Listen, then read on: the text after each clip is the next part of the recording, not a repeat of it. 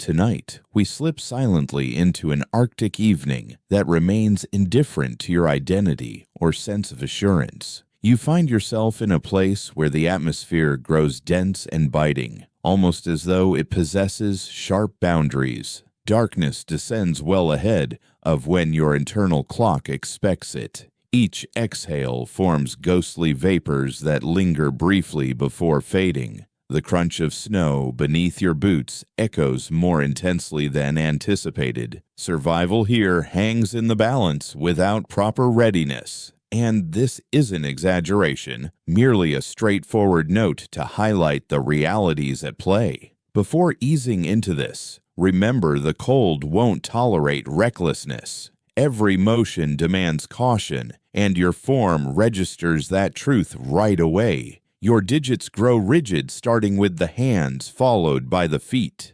Tension builds in your limbs, stemming not from exertion, but from careful control.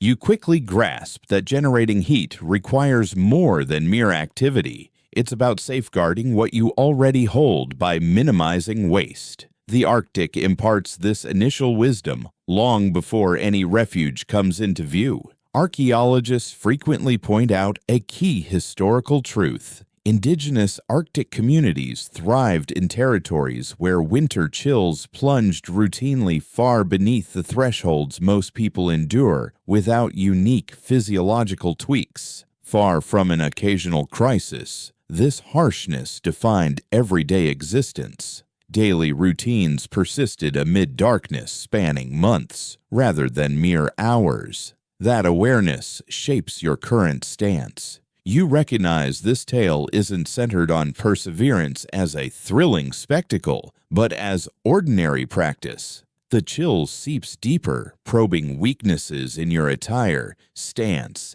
and even mindset.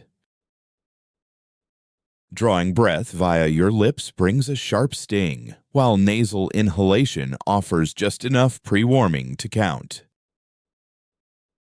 You start mimicking the local's gait. Head lowered, posture loose yet compact, limbs held near the core. No wild gestures occur, none squander precious energy. Here, immobility earns favor over raw power. A curious fact that catches newcomers off guard involves Arctic endurance. In such severe frosts, perspiration poses a greater threat than the ambient freeze itself. Dampness locked against the skin siphons warmth rapidly. Thus, overexertion carries risks equal to inaction. You advance with measured intent, as if rationing effort for an endless vigil. The obscurity in this realm carries a distinct quality, not theatrical, but all-encompassing. Boundaries vanish at the edge. The white expanse subtly mirrors distant stars, casting an illusory sheen across the terrain that could mislead.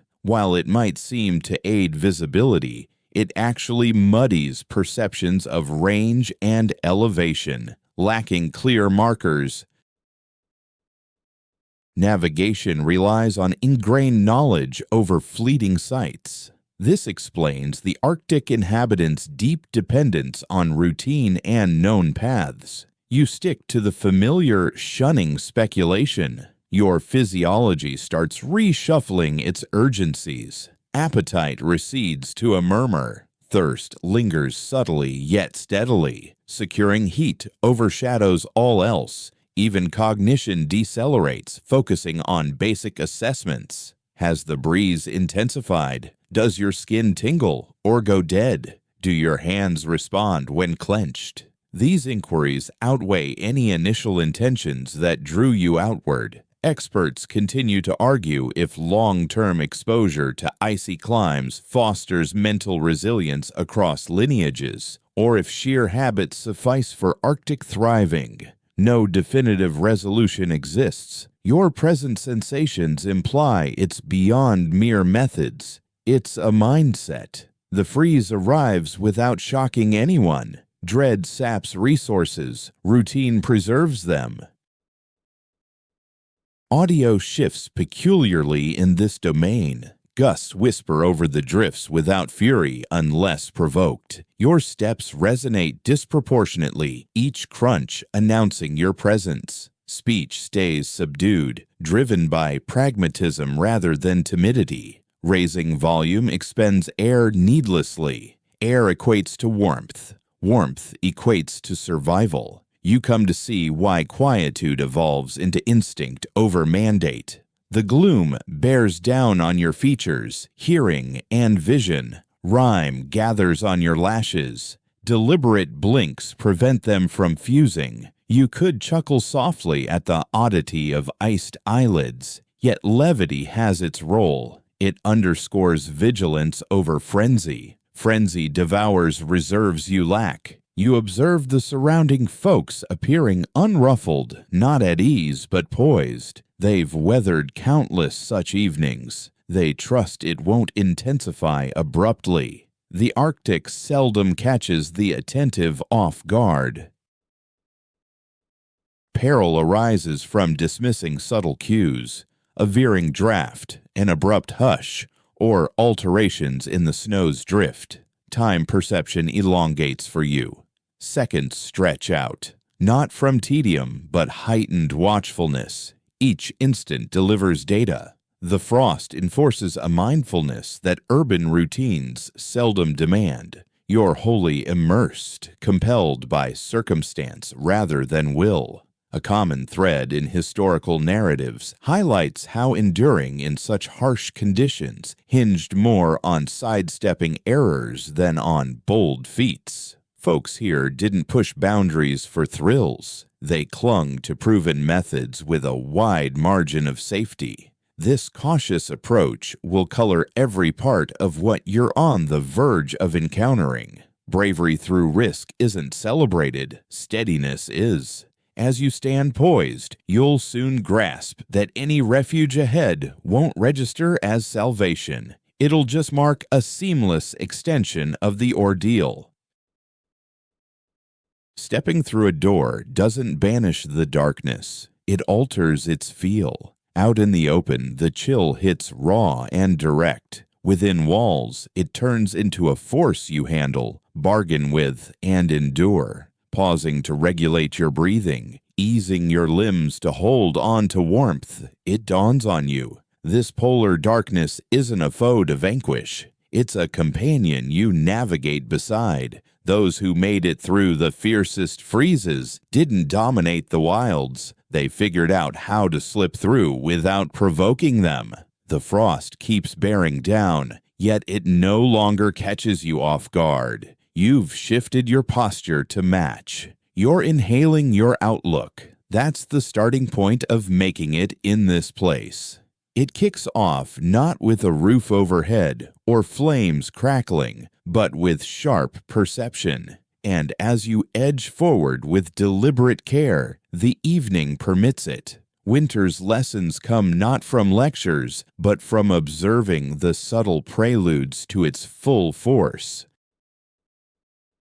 This insight takes root well ahead of when the deepest chills settle over the terrain. You sense it already in how the locals halt frequently, eyes sweeping the skyline even amid apparent stillness. Up here, the lesson in endurance comes before power. The atmosphere holds clues if you're tuned in. It's more than mere chill, it's density. Crisp air bites deeper into your chest. Dampness weighs you down prior to any flakes falling. You see the seasoned ones raise a palm, inhale briefly, and tweak their plans wordlessly. No declarations ring out. Alerts stay unspoken. Readiness stirs in silence. One long-standing insight from the past underscores how these northern groups leaned on profound attunement to their surroundings, foregoing charts or gadgets for intuition. Ages before scientific weather tracking, they discerned signs in gusts' paths, vapor formations' elevations, and creatures' habits foretelling intensifying frost. Such wisdom stayed grounded, hands-on, and perpetually verified. When it faltered, repercussions struck swift. Now you're starting to clock the wildlife's cues. Flocks take flight sooner than usual. Sea mammals hang around their air vents for extended spells. Pack animals hunker down more compactly, hoarding vitality. These alterations aren't flashy, just reliable. Repetition turns them into alerts. It hits you that thriving demands spotting those minor drifts ere they escalate to crises. An odd nugget from certain spoken lore claims select northern trackers foresaw brutal drops by the snow's auditory cues beneath boots days prior. Parched flakes emit a squeal, sodden ones grind. A slow shift in that noise betrayed falling moisture and climbing freeze. It borders on verse, yet stems from tangible shifts. Crystal forms evolve with shifts in chill and dampness. Your hearing sharpens into an instrument.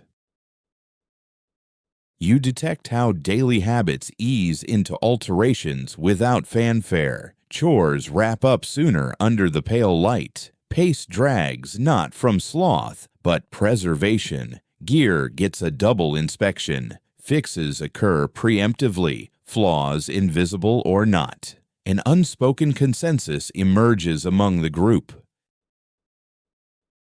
The season's hold strengthens. The reaction stays composed, never panicked. Scholars continue debating if this forward-leaning vigilance counts as innate reflex or honed ability. The question lingers unresolved, probably blending both. Young ones mature, immersed in these rhythms. They internalize reactions eons before grasping the why. Come maturity, gearing up flows instinctively, like second nature. The heavens contribute signals too. Fast scudding low banks portend gales. Wispy high veils precede sharper nocturnal plunges. A serene void overhead can mask steep cools post-dusk. You register the interplay of allure and peril. The far north seldom blasts threats. It murmurs them. You observe storytelling in these hours serves less for diversion and more for nudging memory. One shares a season's journey stalled a single eve overdue. Another notes a haven patched at the 11th hour. These yarns lack spectacle. They're quiet prods. The takeaway whispers yet insists. Gear up ahead.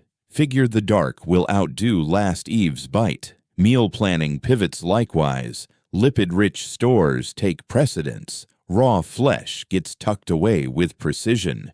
Waste finds no place. It's beyond mere shortage. It's optimization. Blubber fuels steady in the frame, yielding prolonged warmth across endless dusks. Gradually, you see that eating patterns stem not from tradition alone. They're a calculated bid against the freeze. Anthropologists frequently highlight how Arctic communities time their journeys and hunts based on weather patterns rather than rigid schedules.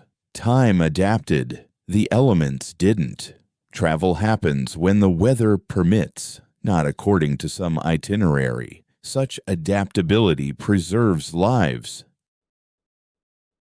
Your mindset starts to evolve. You quit wondering about peak chill levels and instead ponder the cold's endurance. Length trumps severity. A short blast of harsh cold can be weathered. Prolonged mild freezes require steady resolve. This mental pivot seems minor, yet it transforms your perspective entirely. A peculiar serenity emerges once preparations kick in. Worry dissipates as deliberate steps overtake doubt. You observe this poise in the expressions nearby. Excitement is absent. Fear is nowhere. Focus prevails. Being equipped brings its own reassurance. You also spot what's missing. No frantic rushes at the 11th hour. No theatrical gear-ups. All essentials for the evening sit close at hand. Intentionality drives this. Hasty flurries drain warmth and focus. You grasp that vigilance weaves into everyday routines, not tacked on last. Academics continue to discuss whether this foresight was passed down verbally or picked up via watching. No structured classes, no guides. Kids observed, then mirrored. Guidance arrived softly, usually unspoken. Gradually, errors grew scarce as the surroundings themselves schooled the lessons. The breeze alters faintly, barely noticeable. One person tweaks their hood in silence. Someone else secures a strap on their garb. These subtle actions flow through the gathering like a gentle current. Readiness propagates like shared body heat, patchy yet potent. With evening drawing near, it dawns on you that thriving in this place doesn't start at dusk. It starts well ahead, days or even weeks prior. The fiercest evenings are withstood not by desperate final pushes, but via a chain of precise habitual decisions. You inhale deeply, sensing less vulnerability now, not from softer air, but from shedding guesswork. You're interpreting the cues just like the rest. The Arctic retains its edge, but it's shared enough intel for your counter. As this insight roots in your frame, you press on, geared up for the darkness still unfolding. The terrain doesn't ease in politely. It doesn't halt to check your readiness. It just endures, firm, neutral, and demands adaptation. You sense this while traversing unforgiving earth, barren of cushion or mercy. Powder conceals jagged frost. Frost conceals gaping leads. Nothing's mere scenery. All carries weight. You come to see the Arctic's expanse not as scenery, but a vital actor. Slopes channel gusts. Hollows pool frigid air like vessels. Shores summon abrupt climate swings unannounced. The ground instructs via consequences.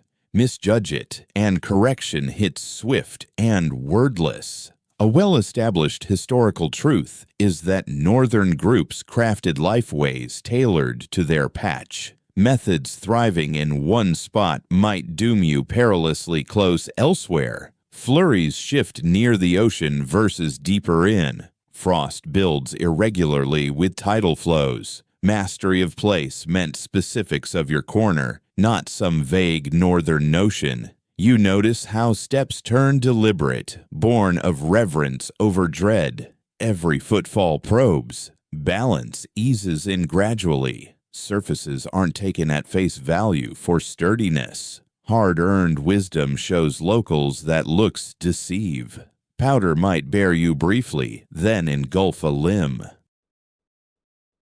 Frost might bear steady for ages, then splinter mute under routine paths. An intriguing, underreported note from old records. Seasoned wayfarers detected dodgy frost by tremors up through boot soles. Faint, near fanciful. A slight variance in how vibes pulse through the frame. If this was honed sense or drilled instinct is still contested, but tales echo it often. Regardless, folks heed their souls as keenly as their gaze. The earth molds habits even at rest. Huts site with purpose, not for scenery, but to shield from blasts via land's own barriers. A modest ridge might spell tolerable chill versus endless battering. Drifts aren't haphazard. They trace contours etched by the lay. Foreseeing drift buildup reveals insulation zones versus scoured bare ice. Scholars debate if this lore counts as dominion over nature or alliance with it. Some stress command, citing crafted havens and gear. Others posit a collaborative bond, thriving by syncing with rhythms over dictating them. Here amid it, partnership rings truer. The terrain dictates the rules. You adapt wisely or pay the price. People here avoid lingering in exposed areas any longer than they must. Vast expanses draw in the gales, while confined routes provide scant but vital protection. Plant roots twist not from some flaw, but to trace more secure paths. True effectiveness in this realm is gauged by heat preserved, not ground covered. Noises travel oddly over the terrain. A far-off snap could signal ice fracturing leagues distant or perilously near. You quickly grasp the folly of judging distances at a glance. The environment warps your senses. That's precisely why intimate knowledge trumps any chart. You rely on spots where you've endured before. Uncharted ground demands caution, often bypassed altogether on the fiercest evenings. Archaeological findings highlight how numerous Arctic implements were crafted to mesh seamlessly with the surroundings. Snow blades carved stable chunks, ice picks probed for solidity, sledges spread loads over delicate expanses. Yet these devices prove useless without a deep grasp of the features they contact. Gear by itself falls short. You sense the subtle emotional burden of this place bearing down. There's no room for conquest, no fantasy that inventions will conquer all. Even experts proceed with deference. Assurance is present, yet restrained. Arrogance meets quick retribution. Young ones absorb this truth from the start. They're not kept apart from the wilderness, but eased into it step by step. Brief outings, limited ranges, watchful oversight disguised as easygoing but utterly vigilant. They master where to tread safely well before grasping the reasons. The terrain demands unwavering discipline in its lessons.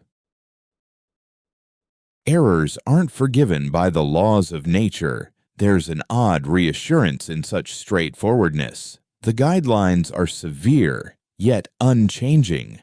Honor them, and the ground permits your passage.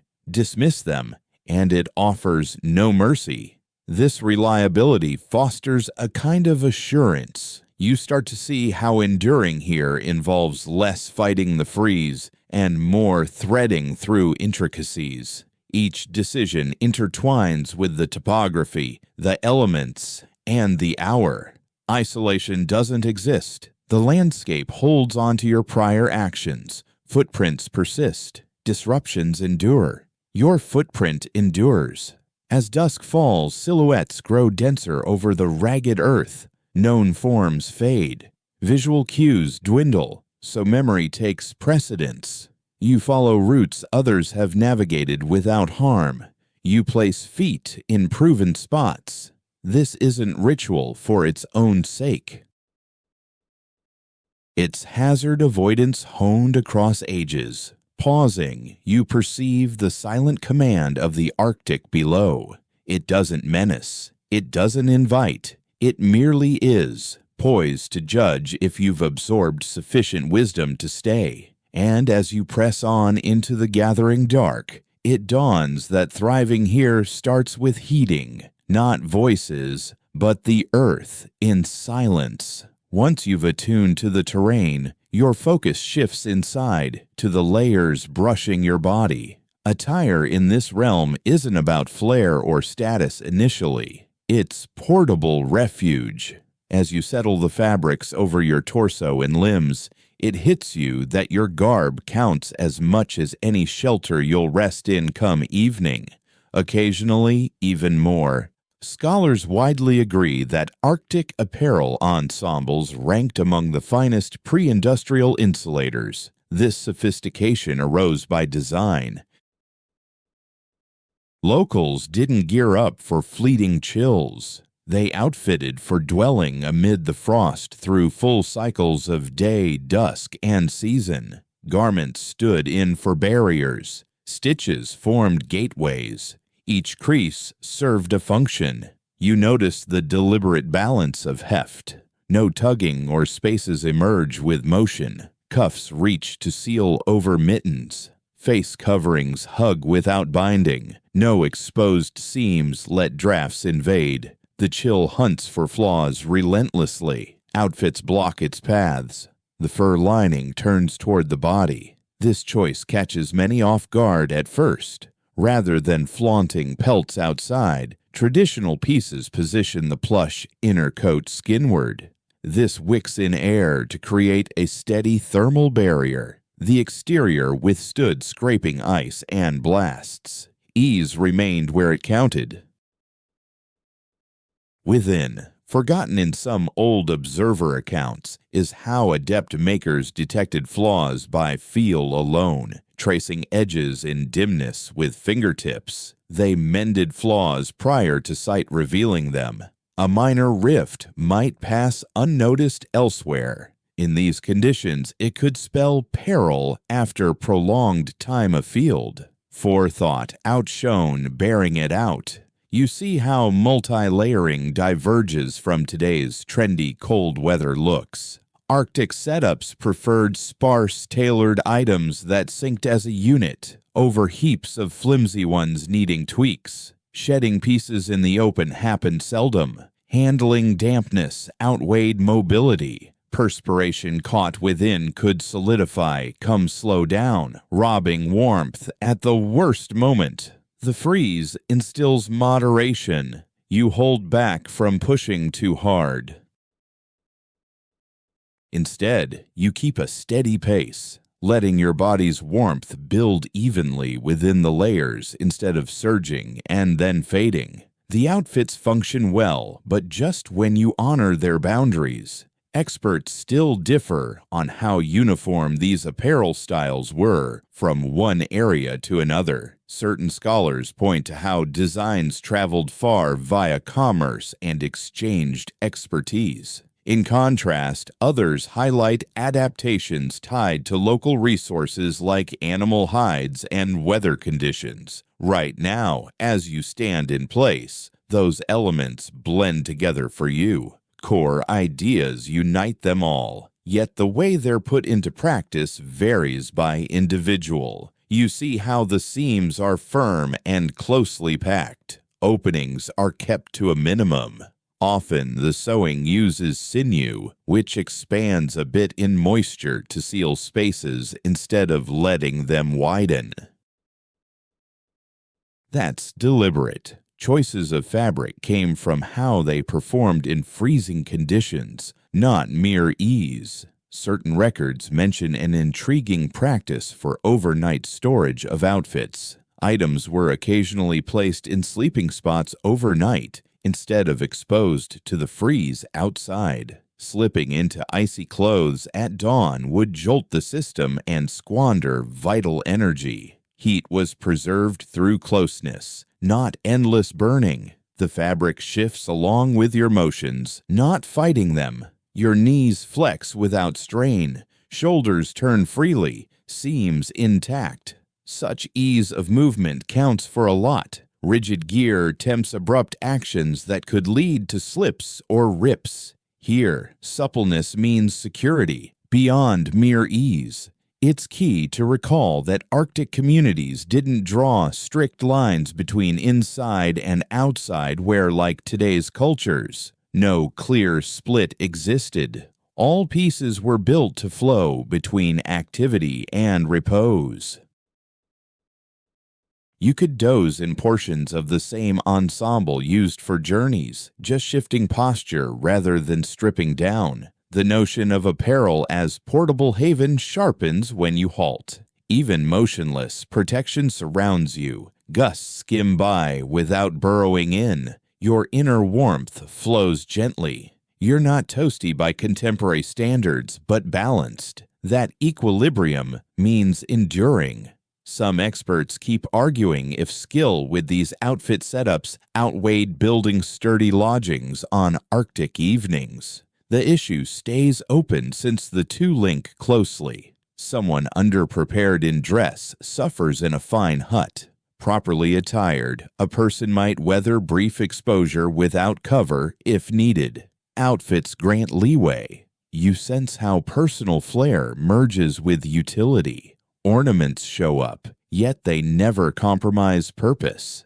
Aesthetics get room only if they don't undermine defense. This harmony mirrors needs forged by the surroundings.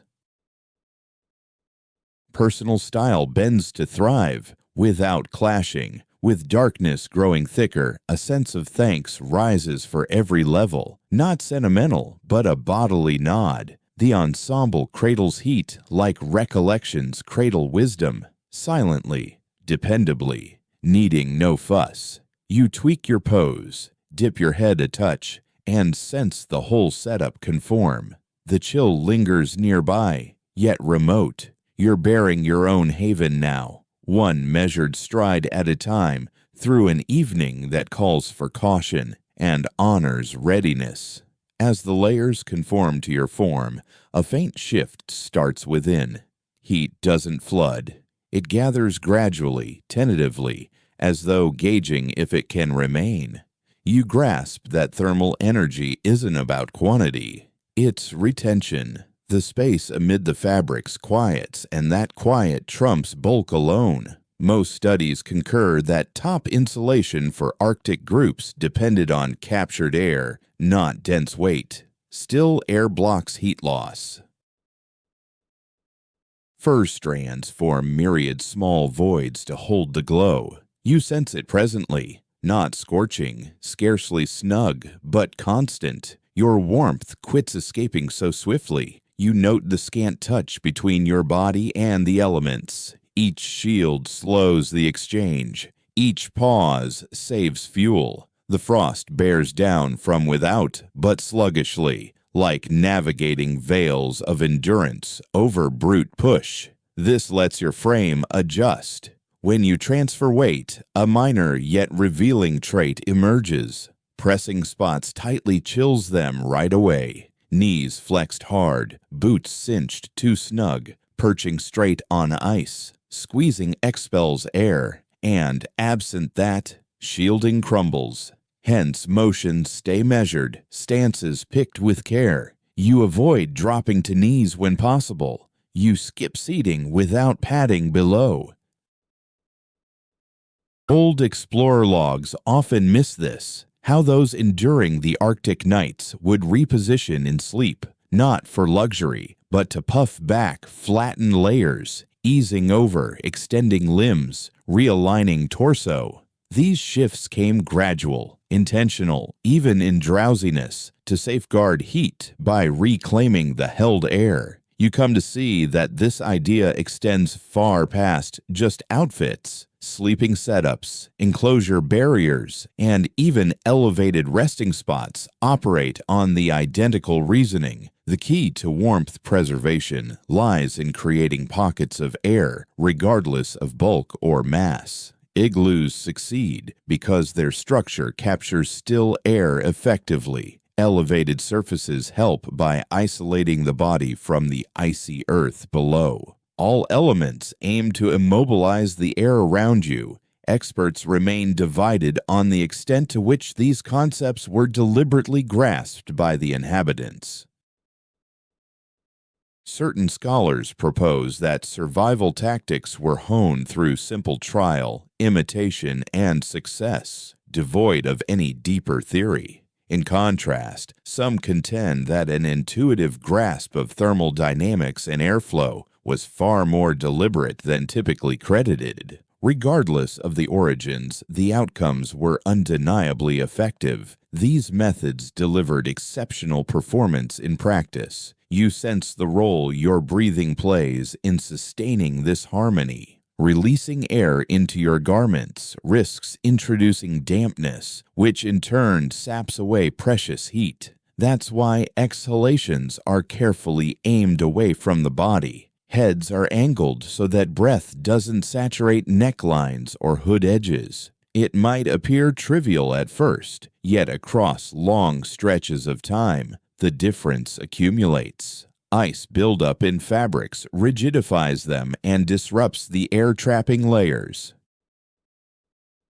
A key insight from hands-on recreations of ancient practices confirms that these thermal barriers excel most when left arid and stable. Modern tendencies like repeated fiddling, unzipping sections, or restless shifting can erode their power. Embracing immobility turns into an essential art. You begin to rely on the setup's integrity instead of tampering with it. You observe the way your physiology actively engages. Circulation redirects toward the core. Limbs get sufficient circulation to operate without becoming lax. Digits stay flexible yet chilled. Feet keep their alertness without crossing into discomfort. Such poise is delicate. The barriers bolster it, but mindful vigilance upholds it. Intriguing anecdotes from rare historical records hint that seasoned northern explorers developed an uncanny ability to detect insulation breakdowns prior to any noticeable dip in body heat. An underlying discomfort, a gradual seep of iciness unrelated to gusts or conditions. It's unclear if this stemmed from heightened bodily acuity or from ingrained familiarity with cues. Nevertheless, the recurring nature of these observations sparks interest. You experience how these protective layers let you halt without alarm. Remaining motionless doesn't swiftly exact a toll. Moments elongate a bit. This matters greatly. Haste breeds anxiety, which prompts exertion and perspiration, leading to eventual chill. The padding provides leeway, and that buffer proves life-saving. It dawns on you that staying warm in this realm isn't an on-off switch. It's about harmony versus disruption. The aim isn't ease, it's steady poise. Holding that steadiness demands subtle, ongoing care rather than bold fixes. Scholars still quarrel over whether these approaches arose mainly from experimentation and mishaps or from passed down precise methods across generations. The truth probably blends the two. Young ones absorb the craft by observing elders layer up, tweak their bearing, select firm spots. When they venture out solo, the instincts are already embedded. You tweak your footing once more, easing weight from one side. The heat evens out. You sense it settle. This isn't by chance. You're acquiring the knack of partnering with the air as intently as with the materials. Voids turn into vital assets. As darkness thickens through the hours, the freeze lingers nearby, yet it no longer presses harshly. It's held back, postponed, bargained with.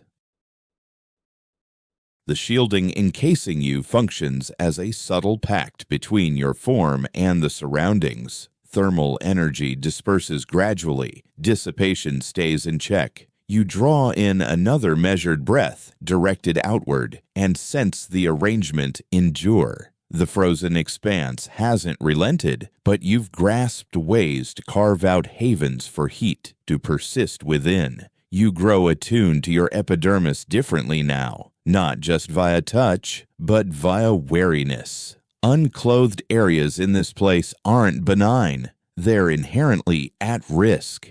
Each uncovered spot beckons the frost to infiltrate swifter, more profoundly, with scant alert. You shield it all, driven by routine rather than dread. Records show that tissue freezing strikes exposed spots like digits, feet, facial features, and lobes most readily, particularly on calm, frigid evenings where subtle chill builds unseen.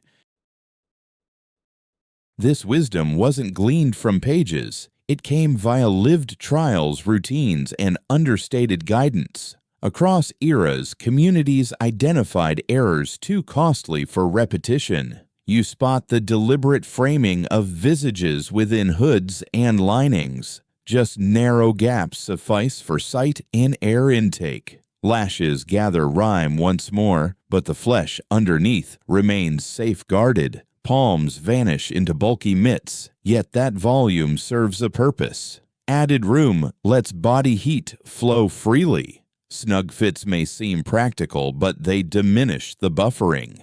A notable yet underappreciated element in various old northern chronicles notes a strong inclination for mittens instead of fingered coverings, even in precise handling. Digits pooled their heat collaboratively, avoiding rivalry. For intricate chores, palms appeared momentarily, then withdrew promptly. Time out in the open counted in heartbeats, not drawn-out intervals. You sense the way your stance shifts naturally. Elbows hug near your sides, shoulders curve just a bit, free of strain. Cheeks pivot from the gusts on reflex. No lessons spell this out explicitly. It arises from dwelling in a landscape where tiny routines spell the difference between life and death. Experts still clash over the extent to which frostbite threats shape customs and manners. Certain voices claim that curbing broad gestures like waving or emphatic motions fulfills both social roles and sensible ones. Counterpoints hold that such patterns developed on their own paths. In any case, moderation holds esteem in this realm, not as a virtue, but as a deliberate choice. It dawns on you that bare flesh does worse than chill. It invites notice. Agony pulls focus away. Insensitivity blunts vigilance. Each poses its own peril. Shielding the surface safeguards concentration every bit as much as the body itself. You hold your faculties keen by enclosing your form fully. Records from the past highlight how northern explorers shunned direct contact between skin and metal or ice without barriers. Sticking could happen in a flash. Implements got gripped through wrappings. Even minor slips might claim chunks of flesh. Vigilance stretched to every brush with the surroundings. You observe the subtle tweak in respiration to spare the face. Breaths direct down or aside. Dampness steers clear of jawlines and necklines. Soaked cloth stiffens in moments, forming stiff spots that chafe and erode skin gradually. Dodging wetness turns into a routine for safeguarding the exterior. Beyond mere ease, an intriguing side custom noted in various lore entailed smearing scant coatings of grease or tallow on visible facial spots amid brutal freezes. Its aim sparks ongoing discussion. Proponents say it curbed evaporation and gust penetration. Skeptics posit it gave scant warmth gain but eased the mind. All the same, this habit underscores the view of the skin as the first barrier in the fray. You grasp how duration alters the hazard of being out in the elements. Short bursts might endure, prolonged ones won't. This molds actions profoundly. Duties get planned, cut down on moments laid bare. Essentials get readied beforehand, ensuring any unveiling stays swift and purposeful. You see stillness as a shield for the surface too. Breezes hasten the drain of warmth. Activity stirs up drafts. Easing pace counters that force. Lingering in a windbreak proves wiser than dashing over exposed terrain. Forbearance saves the body. Academics persist in arguing if northern groups saw frost damage mainly as bodily trauma or as a disruption in harmony. Certain views stress mystical or holistic views. Others zero in on straightforward fixes. The key point remains that averting harm outranked curing it. After injury struck, remedies stayed few. You develop a deeper regard for enclosure. No part goes bare by chance. Any reveal is calculated and fleeting. This outlook reframes notions of openness. Here, baring oneself isn't courage, it's gamble. As darkness thickens, edges like hems, folds, joins, and layers grow more vivid to you. Each divide between shelter and chill gets watched closely. You tug a cuff without a glance. You cinch a drawstring just so. Such moves unfold soundlessly, on instinct. The freeze keeps probing, but without haste.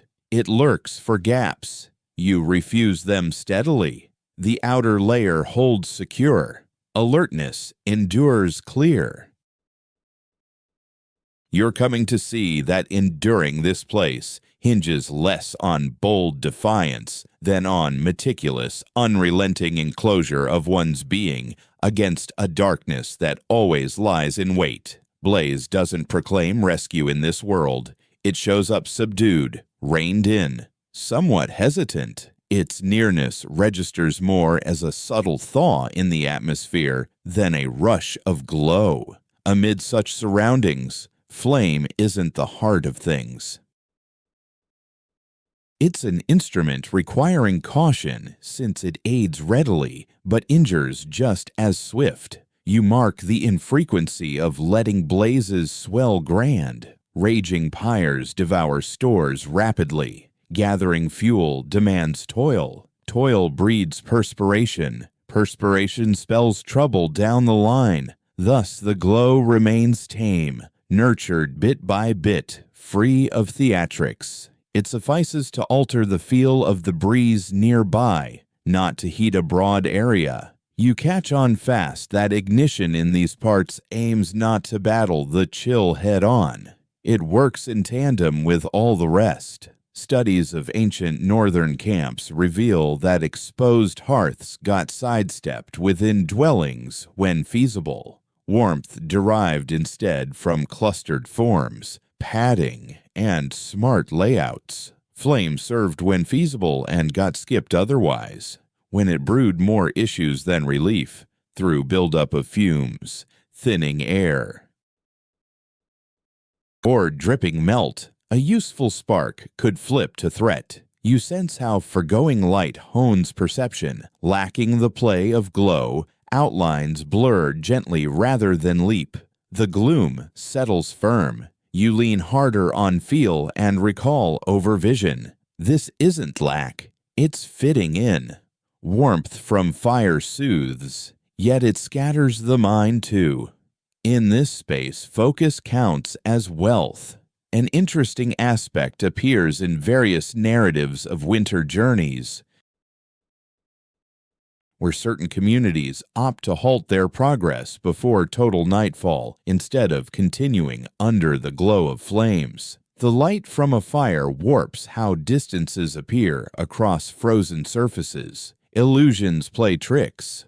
A minor stumble in inadequate brightness might prove more dangerous than deliberate pauses in fading twilight. Learning the moments to forego fire proves just as vital as mastering its application. You observe the reverence given to fuel sources. Waste is unthinkable. Combustible items hold immense value, particularly in barren landscapes without trees. Things like preserved lichen, tallow from beasts, washed up timber, or even skeletal remains.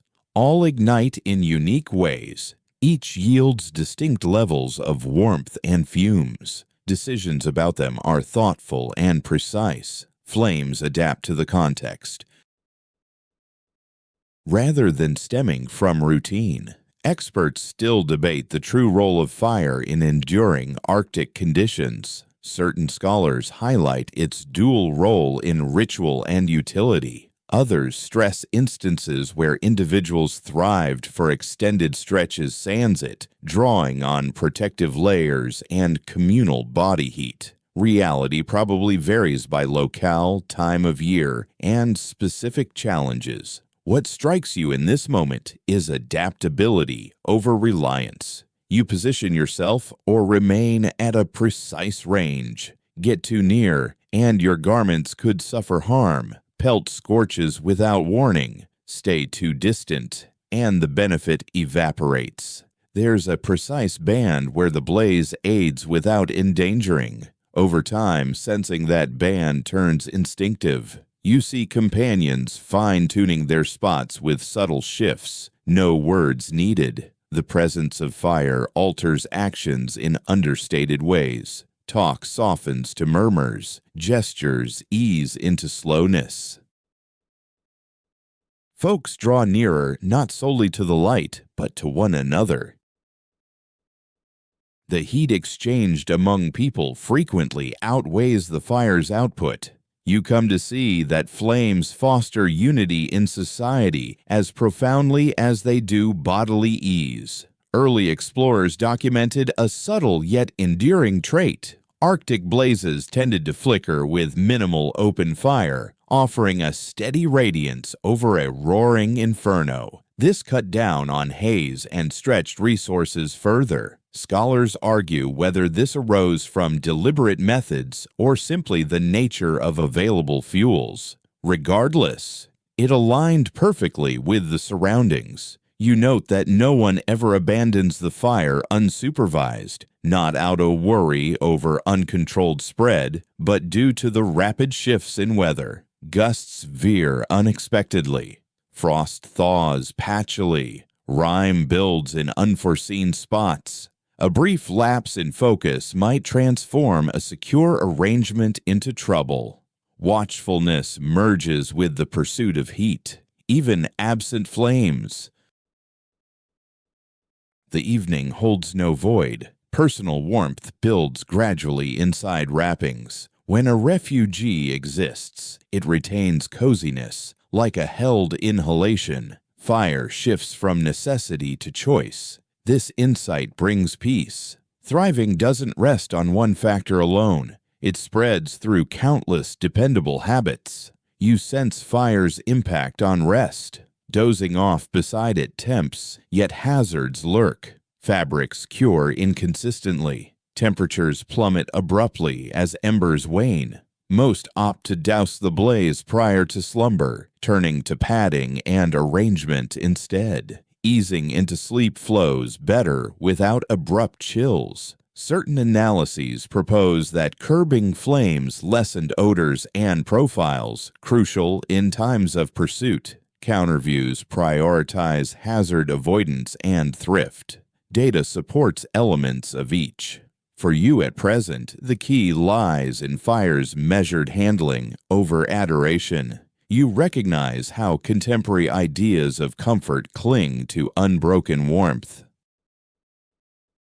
In this place, heat arrives in pulses, with purpose. Flames serve as a temporary partner, not an endless fix. This alters your outlook. You cease anticipating constant toasty sensations and begin prizing steadiness above all. As shadows lengthen, the modest light dims or gets thoughtfully banked. Gloom resumes, yet it seems known and welcoming. No vulnerability lingers. Envelopment comes from coverings, from mutual company, from wisdom forged through trials. The fire fulfilled its quiet role without fanfare. And as you ease back into silence, it dawns that enduring this realm relies not on battling the freeze, but on wisely deciding moments to welcome heat and times to release it. The frost underfoot ceases to seem adversarial once you grasp its language. Initially, it registers as merely icy and treacherous, a force to withstand or sidestep. Gradually, though, you discern its patterns, how it compacts, how it yields to weight and chill. Snow transforms from barrier to substance. Arctic research broadly acknowledges that pressed snow serves as an unexpectedly solid barrier against cold. Properly formed, it captures air pockets akin to down or hide. You sense this contrast right away upon crouching on solid pack versus fluffy drifts. The former leaches warmth swiftly, the latter cradles it in hush. Such variances guide the crafters of havens. You witness chunks carved neatly from wind-sculpted piles. The thud is muted, not sharp. That signals the snow's maturity for building. New falls crumble under strain. Seasoned layers possess form. They carry history. Locals instinctively recognize the snow suitable for building sturdy walls without ever having to learn through painful trial and error. A subtle yet captivating element appears in various traditional stories. Builders attune themselves to the snow's sounds as they mold it. If a block chimes too brightly, it's overly frigid and fragile. A gentle, muffled thump signals cohesion. This focus on auditory cues carries a contemplative quality, yet it stems from time-tested expertise passed down through the ages. Before your eyes adjust to the interior of a snow dwelling, your senses pick up the shift in the atmosphere. The bite of the wind fades. Noises grow subdued. Your own respiration alters subtly. The snow muffles echoes, fostering a hush denser than the enveloping gloom. Within these confines, your gestures appear more deliberate and unhurried, as though the enclosure itself promotes serenity. Explanations for the thermal prowess of snow huts diverge in focus. Some stress pure science, citing pockets of still air and minimized airflow. Others underscore cultural ingenuity, insisting that the form, dimensions,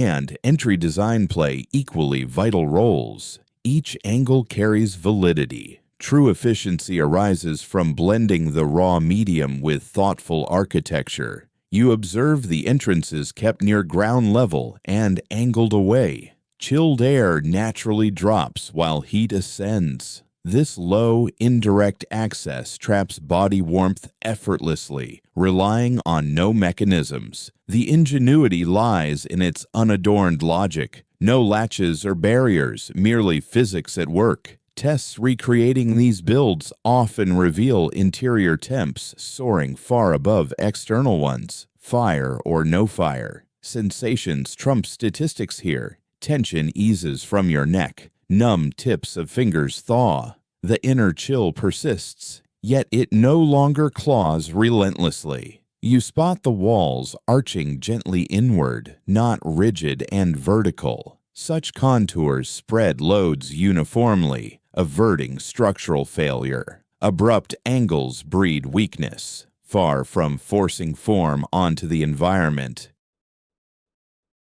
This design draws from the landscape's own tendencies. Snow huts mimic the drifts and dunes that snow forms on its own. Scholars differ on the frequency of these shelters versus alternatives. A few posit them as stopgap measures for crises. Others propose routine use in specific areas during harsh seasons. Clues differ across sites and times of year.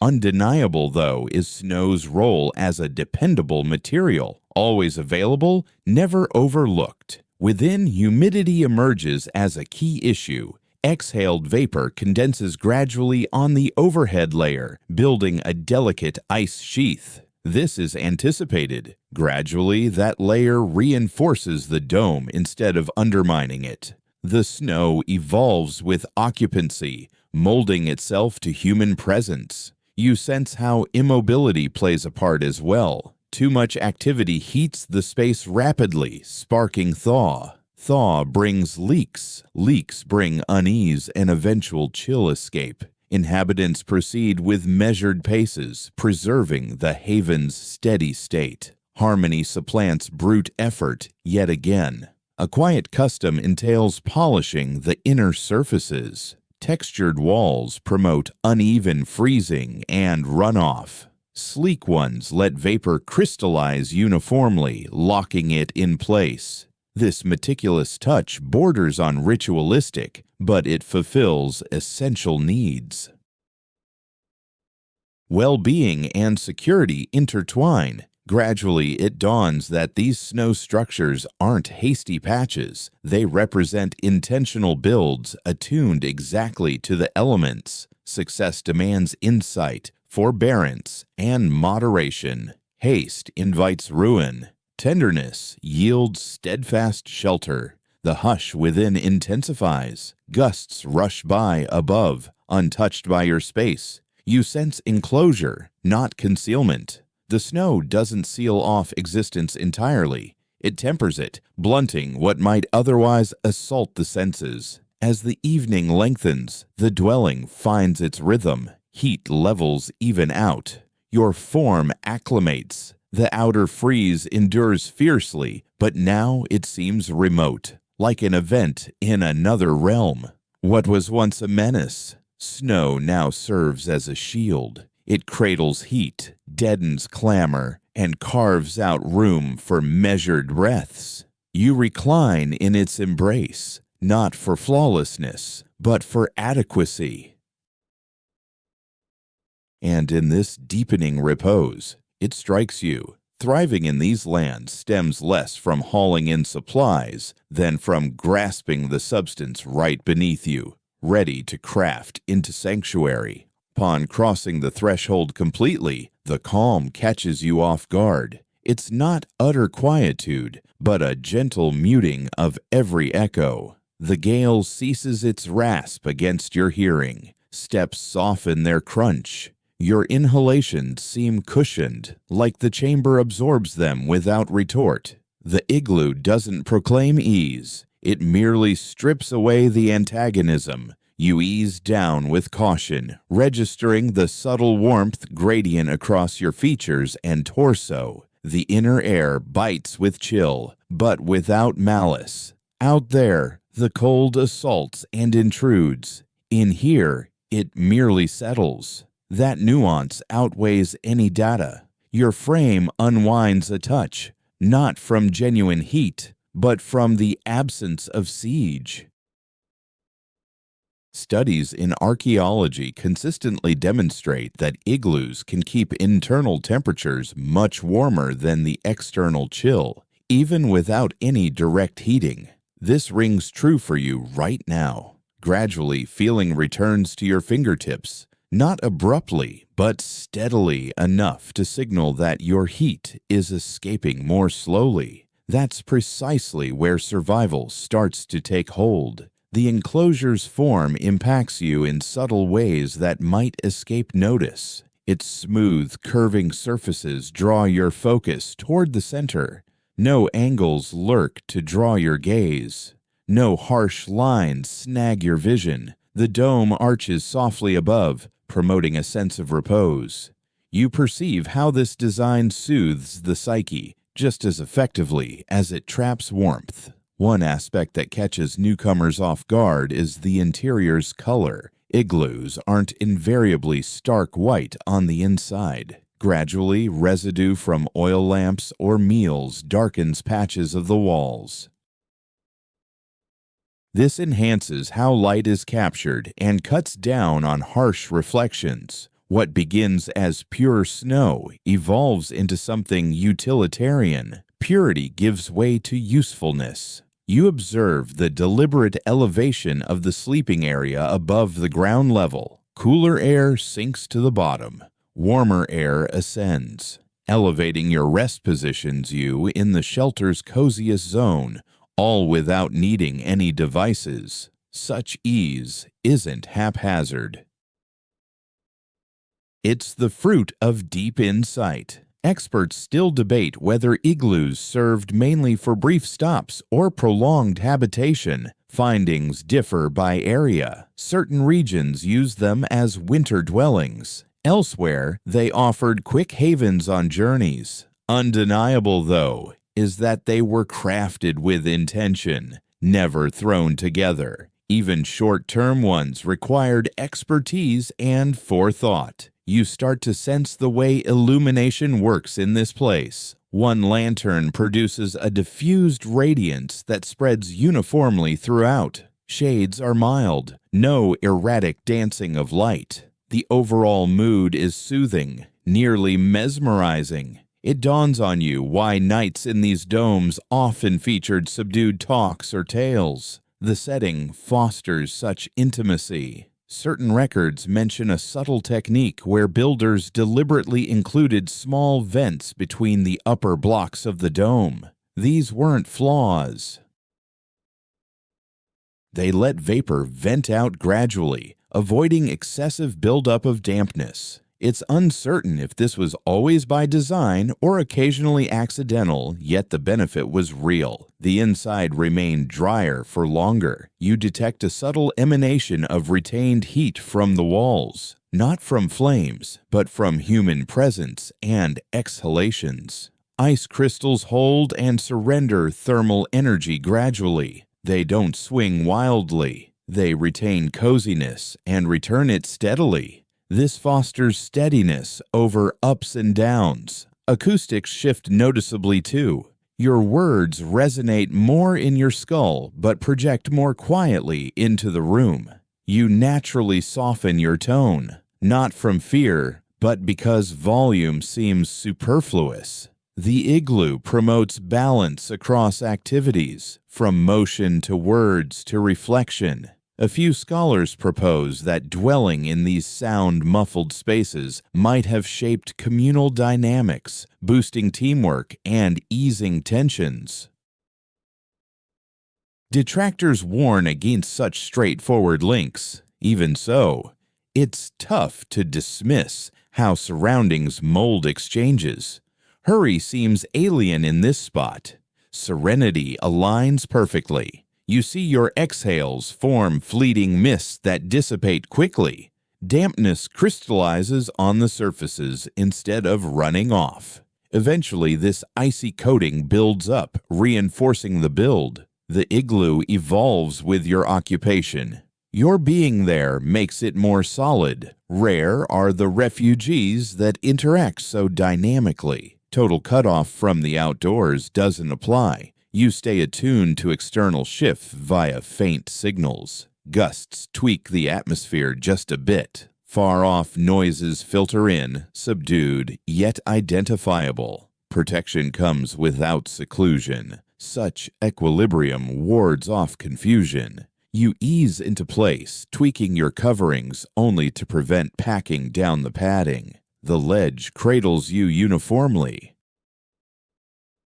Frigid drafts don't climb insistently. The creators foresaw your form ages ago. The igloo embraces you undemandingly. It needs no ongoing tweaks overnight. Properly assembled, it just performs. This frees up true repose in a realm that seldom grants it without effort. With the darkness intensifying, the shahala hushes further. Your respiration eases. Tension unwinds bit by bit. Warmth in the contemporary way eludes you, yet security for slumber is there. The nuance counts. It strikes you that the igloo isn't a conquest of the wild.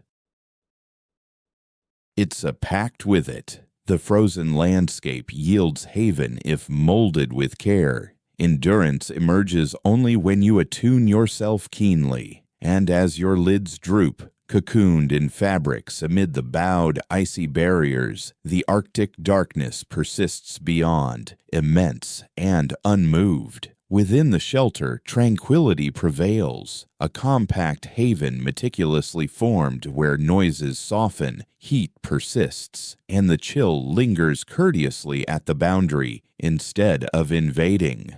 The atmosphere here undergoes a gentle transformation over time. Initially, it seems stagnant and confined, akin to a paused inhalation. Slowly, it stirs in imperceptible ways. Heat ascends while fresher air descends. The enclosure pulses silently and effortlessly. You perceive this more through intuition than sensation. You come to understand that any space lacking this circulation turns hazardous in no time. Humidity accumulates, ice layers build up rapidly,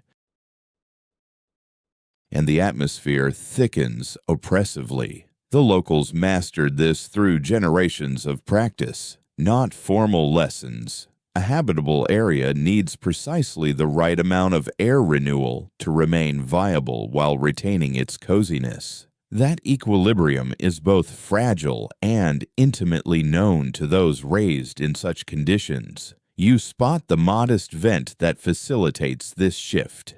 It's understated, no grand portal or flue, merely a subtle conduit that stays partially open, Chilly air eases in at ground level, clinging low. Heated air escapes above, slipping away unobtrusively. No howls or harsh gusts disrupt it. The flow is deliberate, even courteous. You sense how this current safeguards you during slumber. Your exhalations, laden with moisture and warmth, wouldn't dissipate otherwise. They'd condense back as frost on your skin. But here, they rise and dissipate, keeping the air near your face arid and tolerable. You awaken refreshed, not gasping or clammy. Overlooked by many envisioning such dwellings is the fact that airflow wasn't a later addition. It was integral from the start. A structure without it was deemed incomplete. This knowledge was as instinctive as avoiding a pinched nostril when inhaling. No need for words, just vigilance. You observe the ceiling's subtle frost patterns curving softly rather than spiking. This indicates uniform circulation. Warmth spreads steadily. Stagnation is absent. The refuge has settled into its cadence. Various areas adapted solutions uniquely. Some used winding entry passages for exchange. Others incorporated subtle outlets at dome summits. No universal method prevailed. The key was adaptability. Crafters tailored builds to local climate, scale, and occupancy. Consensus on optimal circulation eluded them entirely. Insufficient flow bred dampness issues. Excess sapped insulation. They tinkered methodically, tweaking nightly until the feel was just right. The dwelling itself archived these choices. Lying motionless, you detect how acoustics shift too. Your respirations merge seamlessly rather than reverberate. Motions don't resound. This eases repose. The psyche unwinds, untroubled by echoes. The space soaks up disturbances, rendering them mere undercurrents. In certain customs, a ritual entailed testing circulation prior to bedding down, using a light or palm's heat at key spots, not for warming, but to verify activity. A faint shimmer signaled vitality. Inertia demanded intervention. You grasp its nighttime importance. Alert, one could detect and correct shifts. Dormant, reliance fell on the shelter's self-regulation. Air exchange embodied reliability. Verified, it permitted full relaxation.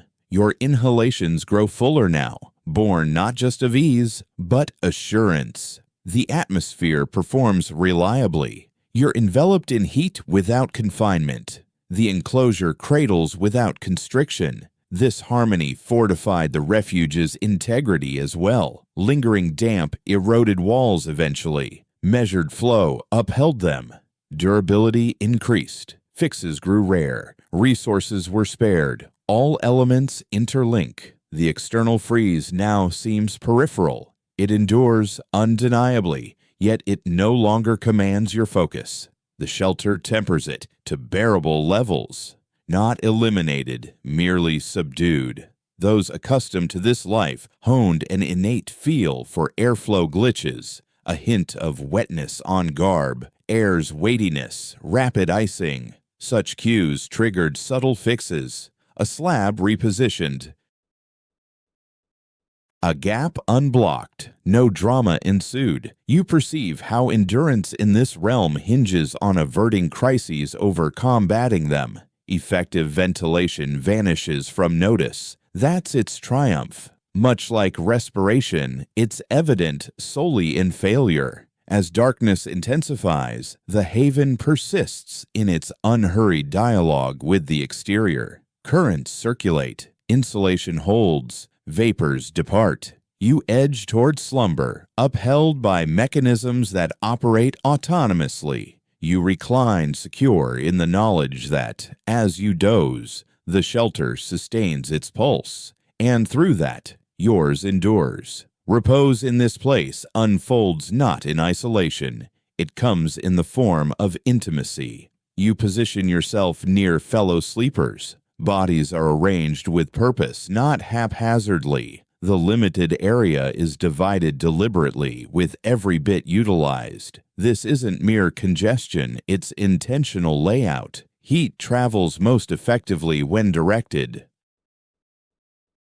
On this evening, it flows from one person to another. You sense the strategic placement of forms to minimize uncovered areas. Shoulders brush gently. Legs are tilted to avoid contact with chilly surfaces. Nobody stretches out fully. Such extension squanders energy. Each individual tucks in slightly to form a communal zone where heat can loop around. It seems instinctive, not confining. In various Arctic groups, nighttime setups prioritized clustering over separation, particularly on the harshest evenings. This stemmed from more than custom. It was practical thermodynamics. A cluster of bodies produces and holds warmth much better collectively than in solitude. You experience this right away. The atmosphere around you softens, losing its bite. There's a subtle rhythm to the way folks ease into position. Nobody shifts restlessly. Adjustments are deliberate and mutual. The aim is equilibrium beyond just solitary ease. You come to see that dozing in this place is a group effort. Each person's coziness relies on the other's moderation. An observation noted in old records points out that individuals typically lay with faces toward the center, backs to the perimeter. The tenderest areas benefited from collective warmth as outer protections dealt with the chill. This setup wasn't strict, yet frequent enough to stand out. You observe the way furs and fabrics are spread over several bodies instead of per person. Intersections are key. Openings are avoided. Layers cascade to let heat draw inward without causing stress spots. Squeezing would force out the insulating layer. That layer equals comfort. All grasp this implicitly. No words required. Debates persist on whether this proximity arose from pure need or deeper cultural roots. Certain views stress pure practicality for survival. Others highlight enduring patterns of togetherness that outlasted the freeze. Reality probably merges the two. What's evident is the ease of reclining like this. You detect breaths aligning gradually. Unthinkingly, patterns merge with patterns. The area warms with measured inhales and exhales that lift and exit via the structure's vents. The noise is subtle, like distant waves, reliable enough to soothe thoughts. Young ones rest nearest the grown-ups. This prioritizes protection over affection. Tiny frames chill quicker. Their spots shield them sans extra gear. Seniors occupy steadier warm zones with least disturbance nearby. Positions stem from insight, not rank. You find quiet comes more readily as the heat evens out. Tension eases from limbs. Tremors subside. The frame quits resisting and begins preserving. This shift resembles passing a boundary. After that, rest turns feasible. A fact that catches contemporary eyes is the scarcity of private bedding. Rather than numerous solo pieces, limited communal ones manage the bulk. This cut down on resources and streamlined evening prep. Less to handle meant tighter seals. Tighter seals curbed energy escape. You grasp that solitude here carries a new meaning. Seclusion isn't about space, but faith. Contact feels ordinary, anticipated, matter-of-fact. It holds no tension. It just persists as a means of enduring the dark hours. Certain chroniclers have questioned if such nearness sparked unease or disputes. Records indicate customs formed soon to avert it. Shifts were curbed. Regard for mutual energy was instilled softly and upheld ongoing.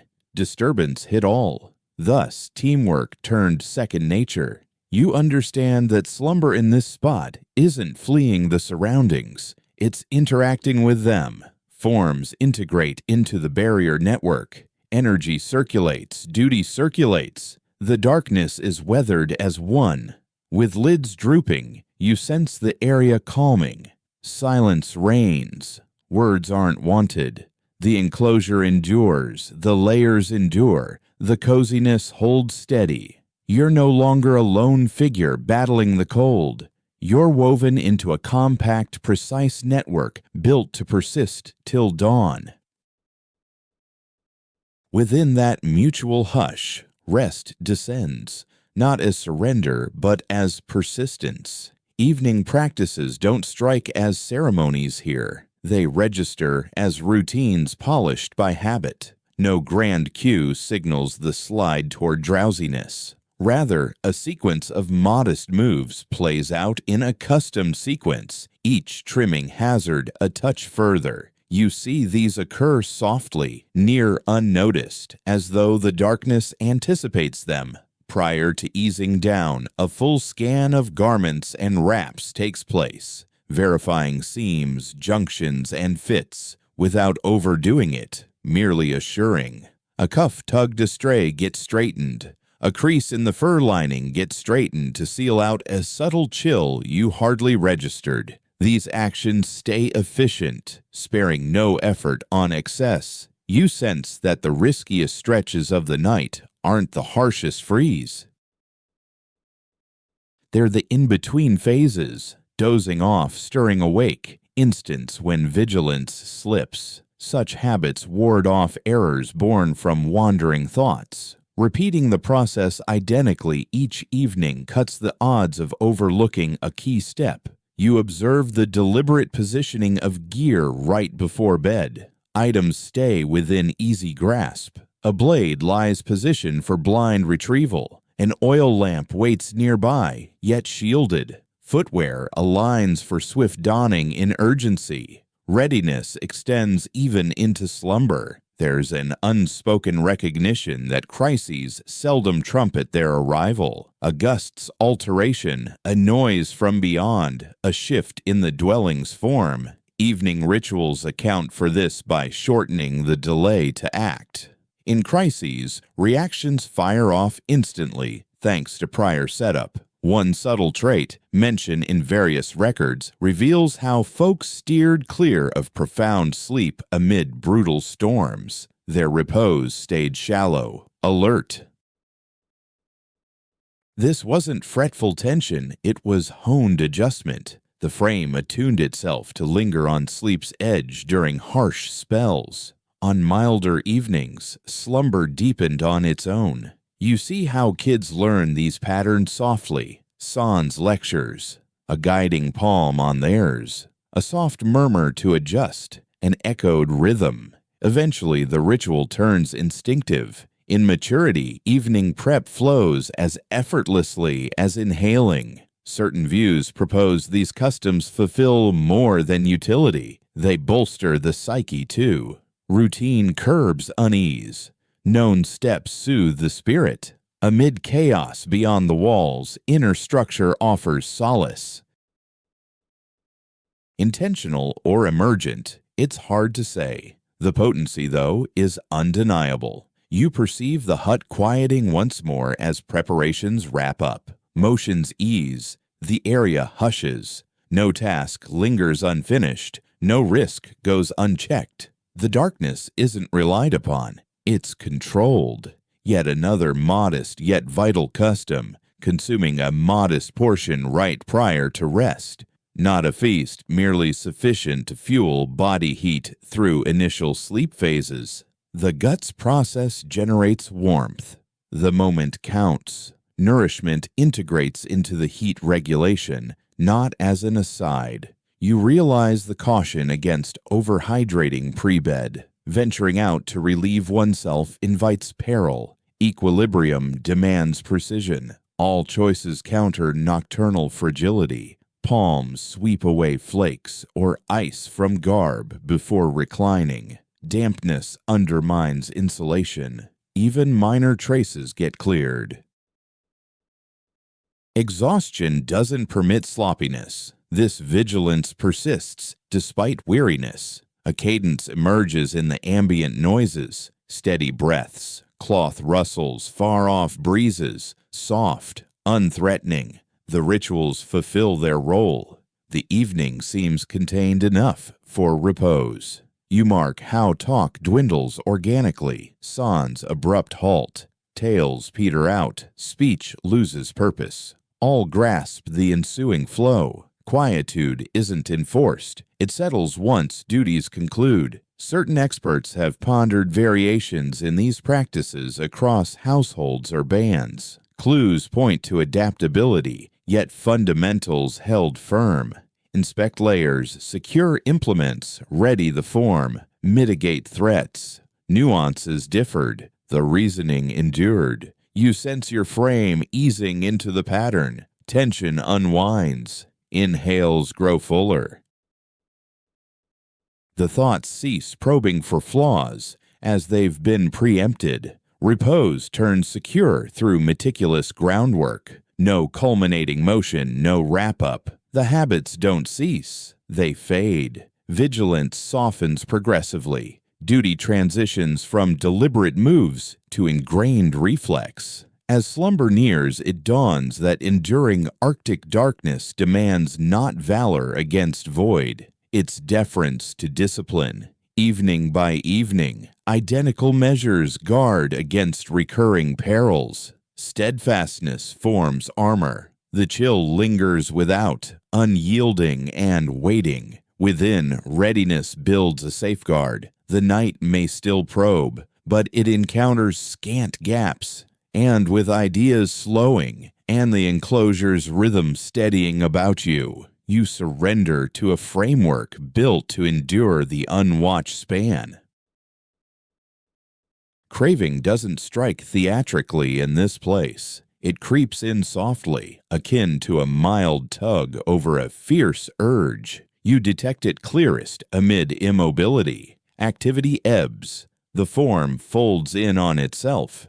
And amid wrappings and collective heat, the breaking down of sustenance joins the evening's labor. Sustenance selection here prioritizes post-consumption utility over instant flavor. Dense lipids weigh substantial yet reliable. They smolder gradually, yielding heat across hours, not fleeting bursts. That gradual warmth seeps in slowly, more like a reliable companion than a sudden surge, one that eases you into slumber without any disruption.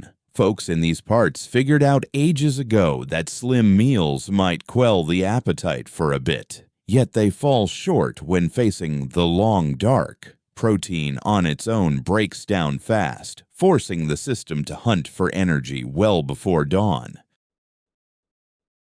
But fat lingers, guiding you past the chilliest stretches when the frost bites hardest outdoors and activity indoors is scarce. This isn't just some idea. It's etched in experiences from successful evenings and those that faltered. You see how pre-bedtime suppers stay simple, sufficient to keep the inner fire going, but not so much that it taxes the gut. Stuffing yourself sets off extra effort, sparking perspiration that chills later and saps your heat. It's all about equilibrium. The whole evening revolves around that poise. Travelers who've wintered with Arctic households mention a long-standing custom in offhand remarks, saving a bit of fat before turning in, holding it nearby rather than devouring it right away. Should anyone stir from the chill during the hours of rest, they could swallow it silently to stoke the flames without stirring much. No one knows if this was a universal practice. The key is the reasoning. Inner reserves can rebuild your fire just as well as outer sources. You sense how thirst plays tricks in the freeze. It conceals itself. The atmosphere sucks dryness from every exhale. Yet the urge to drink seldom shouts out plainly. Locals know to sip adequately prior to bedding down, avoiding excess. Rising to empty your bladder courts the raw air's bite. Skimping on fluids invites parchness that hampers your core's grip on body heat. Balance once more. Nourishment brings a subtle weight to your frame. Tension ebbs from the limbs. Tremors quiet down. Repose draws nearer. You perceive that consuming sustenance in this place weaves right into the rhythm of downtime. The two blend seamlessly, each bolstering the flow. Experts on northern eating habits quietly clash over the range in winter fare. Certain tales paint it as repetitive. Others allude to thoughtful tweaks based on what's on hand.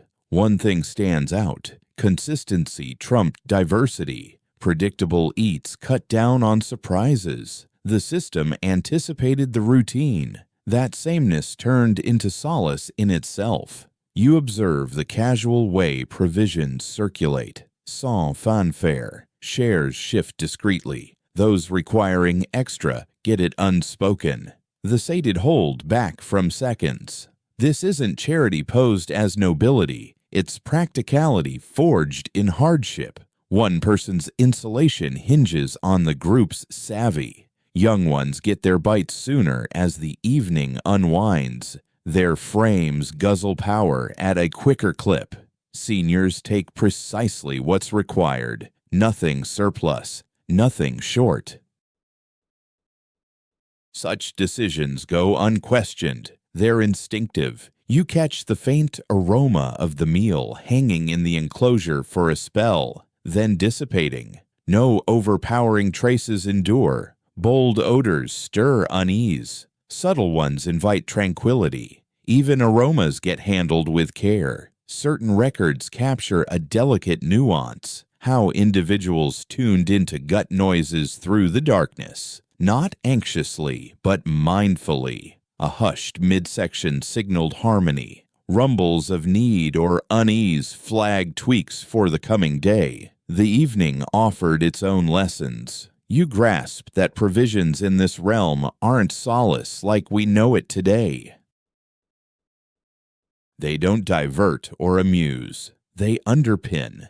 They anchor. They slip away after fulfilling their duty. With breakdown easing, your heat evens out. The frame ceases battling the frost and begins partnering with it. Though the outer chill might plunge further, internal generation and holding of warmth now sync up. Slumber nears not as surrender, but as seamless extension. Sustenance has primed the form for repose, much like garb readied it for the elements and the haven for quietude. Piece by piece they interlock. You draw in a measured inhale, embracing the calm certainty of sufficiency. Ample heat, ample energy, ample readiness. The darkness lingers on, yet your form stands equipped to embrace it sans haste. As your mind eases, you ease further into ease, upheld by a framework where nourishment plays its exact part in shepherding you secure through the deepest freeze. Dawn creeps in gently here, without flares or deluges, just a calm,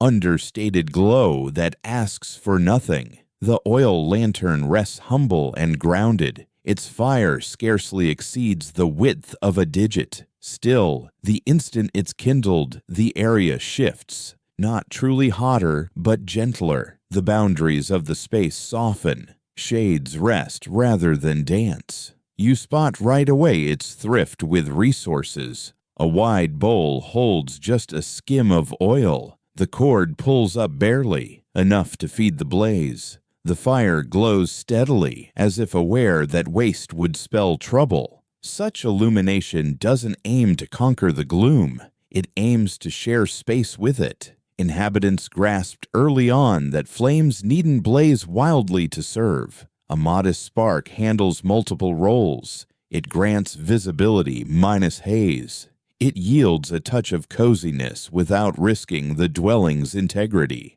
It calms the thoughts in an environment where endless shadows can fray the mind's edges.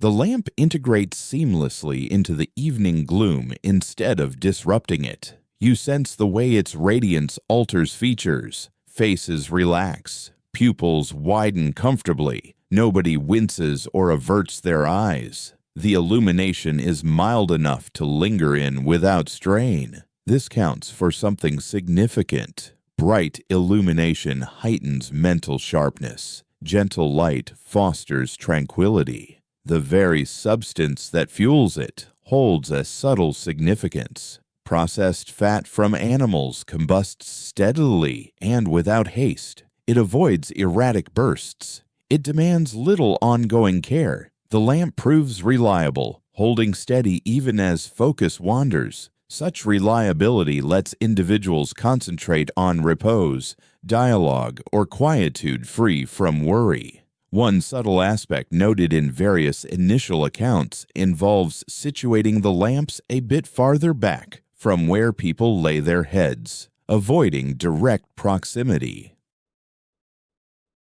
This minimized any sharp glare and averted unintended brushes during restless movements. Positioning was as crucial as the fire's modest scale. All elements were positioned to harmonize with the darkness, not challenge it. You observe how the lamp subtly dehumidifies the space in a way that truly helps. Exhaled air introduces dampness. The snow-enclosed walls soak up portions of it. The lamp's mild warmth promotes gradual airflow, aiding in maintaining equilibrium inside.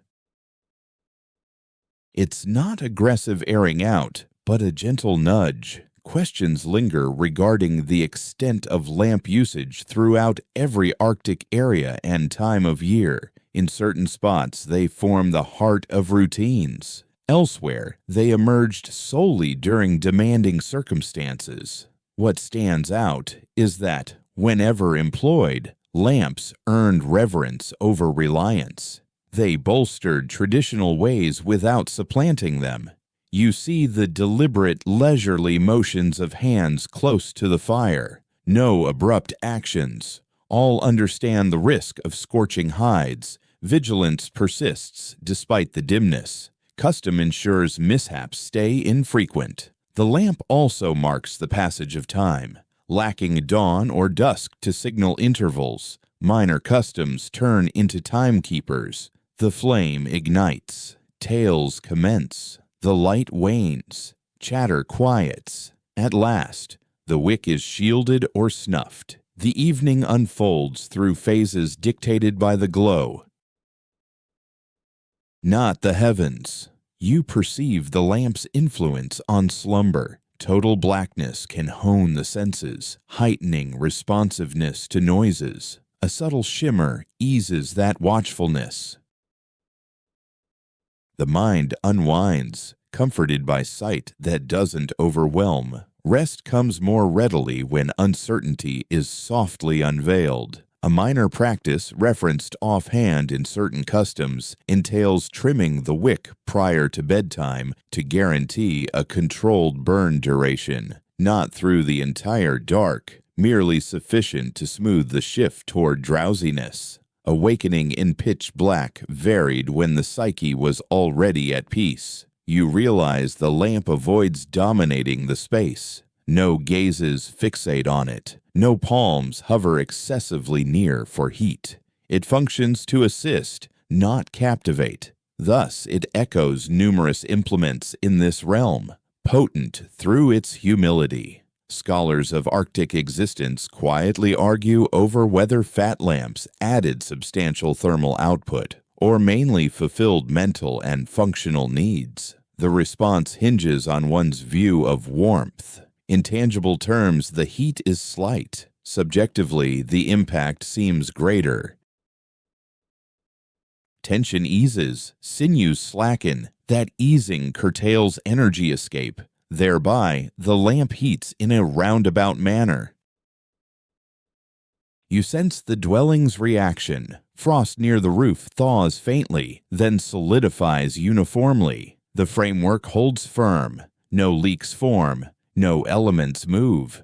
The lamp operates within tight boundaries, preserving overall harmony. As the evening grows profound, the fire draws less notice. Vision acclimates. The shine recedes into peripheral sense. In time, a hand extends to veil it, easing the blaze back to obscurity without fanfare. No abrupt shift, merely a slide into the serenity that prevailed. The lamp has fulfilled its role. It has ushered the twilight softly toward full dark. It has aided renewal without lingering unduly. It imparts no residual glare, no persistent unrest. You ease back into the unlit space, but with poise intact. The echo of the radiance lingers in your frame beyond mere sight. Comfort endures, respiration deepens, reflection mellows, and with the shadows reclaiming their totality, they cease to seem total. They turn companionable, molded, rendered approachable by a modest, unwavering light that understood precisely its moment to emerge and its cue to withdraw. Once the illumination vanishes entirely, duration shifts in odd fashions. Devoid of dawn's pull, absent timepieces, or lit displays, the evening elongates and contracts unpredictably. You cease tracking minutes and begin attuning to rhythms. The Arctic dark isn't a single endless void. It ebbs and flows in languid pulses, and your form adapts to navigate them. You first discern how anticipation turns routine. Not idle lingering, but composed endurance. There's no haste toward daybreak, as it might lie distant. Rather, you dwell in the present interval allotted. When the mind lacks steady cues, it eases its hold on haste. Folks in these parts ease into time's flow. Slumber arrives in pieces, not a single plunge. You nod off. You stir awake for a bit. You ease back in. This pattern suits the endless dark. Resisting it drains your strength. Embracing it preserves heat and peace. The extended winter evenings transformed views on repose. Rather than chasing one profound slumber, inhabitants permitted shallower rests to ebb and flow. Such adaptability proved vital. It let alertness snap back fast if circumstances shifted. Yet it also kept worry from mounting in those alert spells. Awakening wasn't a setback. It was just the ongoing flow. You experience it firsthand. A faint noise beyond the walls. A gust altering course. Your lids lift for a moment. You gauge the situation calmly. All seems secure. You shut them once more. The loop carries on softly. Certain tales passed down orally speak of a quiet custom, gauging rest not by clock ticks but by sensations at dawn, body heat holding, muscles ready, breathing even. These indicators outweighed mere length. A brief, even recharge beat an extended doze, ending in chilled rigidity. The gloom grows dense, nearly tangible. It nudges softly, never menacing. Free from daylight's pull, the thoughts turn reflective, pacing languidly, recollections wandering, tales rerun without pressure. This inner quiet bolsters bodily ease. It all aligns. You observe how noises serve as the clock now. Gusts build, then die down. Powdered snow stirs. Frozen surfaces groan afar. These turn into the evening's cues. You grow adept at spotting which ones call for vigilance and which are just the terrain settling. Gradually, nearly all noises blend into comfort over concern. Young ones pick up this cadence young. They rouse, whisper a bit, then doze anew. No rebukes for fidgeting. Stirrings stay hushed. Vigilance gets space. The evening's span accommodates it all. A few chroniclers propose that this broken sleep shaped the art of narration. Accounts extend. They halt. They pick up again. Plots don't race to closure. They reveal themselves like the twilight. If this link stems from design or chance is unclear, yet the parallel stands out. You sense the lack of glow easing strain on the gaze. Tissues nearby unwind. Features slacken. Visions in sleep appear more gradual, less jagged. Gloom softens ideas. From time to time, accounts note a minor practice, relying on feel over vision to ground oneself in fleeting alertness. A known fabric, a communal blanket, a palm close at hand. Such tethers ward off confusion. You sense your spot sans needing a glimpse. The hours roll on without insisting on notice. You cease pondering the span elapsed. That query fades from import. Key is if the setup endures. Heat stays constant, cover holds firm, forms stay limber. The Arctic twilight favors not haste, but poise via yielding. You don't force your way past it, you nestle within. Through that, the evening lightens. As dozes rise and fall, you discern unease from threat. A chill unease may rouse you shortly. Peril signals sharper, more pressing. Time hones the divide. Most evenings glide by, needing no move. You float off anew, sensing duration fuzz at the borders. Moments or spans slip by, hard to gauge, and it holds no weight. The twilight cradles you unhurriedly. At length, unannounced, slumber deepens. Not from dawn's nearness, but the frame has synced its beat. You ease downward, confident arousal will arrive as needed. In the Arctic, the dark ceases to be a pursuit. It turns into a dwelling. And as you linger a touch further in that serene phase, you grasp that weathering the fiercest chills involves mastering the art of dropping tallies entirely. The chill greets no one past youth. It arrives young here, soundlessly, unadorned. The young mature alongside it across all turns of weather, molding their steps, their pauses, their grasp of security. No formal talk spells out endurance. Absorption occurs indirectly, via observation, trial, and sensing efficacy. You see how tiny frames bustle by daylight, then get steered toward calm after dusk. Vigor deploys where renewal follows. It guards where it can't. The young don't stray wide, not from dread, but as Parton steel's insulation. They absorb this pre-verbally. Palms get nudged softly, a glove tugged right, a cowl straightened mute. Fixes come as contact, not lectures. In time, the frame retains what speech spared. Such absorption roots far beneath awareness. Observe how games reflect the essentials of staying alive. They demand equilibrium, teamwork, stamina. Tumbles instill wariness. Numb digits hone precision. Laughter rings out, yet it's tempered. Recreation halts prior to fatigue setting in. Grown-ups observe from a distance, intervening solely as necessary. The terrain delivers the bulk of the lessons. During evenings, kids are settled thoughtfully amid collective heat, neither isolated nor abandoned to the elements. Their spots evolve with age, edging outward bit by bit as their forms master retaining warmth. This transition occurs soundlessly. One evening, you're nearer the core. The next, you're shifted. You perceive confidence emerging not from assurances of security, but from realizing the setup functions reliably. Evenings fade, dawns emerge, heat endures, faith accumulates subtly. Kids embrace patterns with a natural grace. Routine doesn't weary them, it soothes.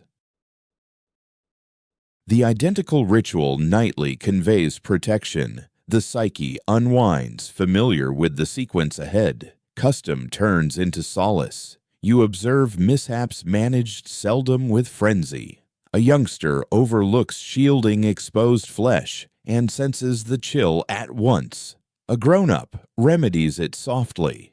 The insight hits swift and sharp. Reprimands prove unnecessary. The surroundings instruct more swiftly than speech. With seasons unfolding, vigilance intensifies. Youngsters start foreseeing the frost instead of merely responding. They ready their garb unprompted. They reposition themselves on reflex. These gestures seem minor, yet collectively signal the shift to skill. You grasp how wisdom flows among the collective unspoken. It wafts. It embeds. An offhand tale embeds a caution. A recounted recollection embeds a fix. No declarations urge retention. All retain it regardless. Darkness equalizes young and old alike. Frost disregards years. This truth hastens growth while fostering reliance. Youth aren't insulated from reality. They're bolstered amid it. You see dread navigated. It's recognized, not escalated. A kid jarred by gusts receives solace, not brushed off. Insight supplants alarm. Gradually, strange noises morph into known rhythms. Terror ebbs into reverence. Lying here presently, attuned to the breaths encircling you, you comprehend survival in this realm hinges on early immersion, not coercion, but proximity. Frost integrates into existence. Thus, adapting to it commences organically. The outcome isn't grit by today's standards. It's poise. Youth mature into grown-ups who avoid haste, who sidestep excess response, who rely on their frameworks since those frameworks have invariably sustained. Slumber arrives effortlessly for those unacquainted with unprepared nights. Shadow seems ordinary. Chill seems controllable.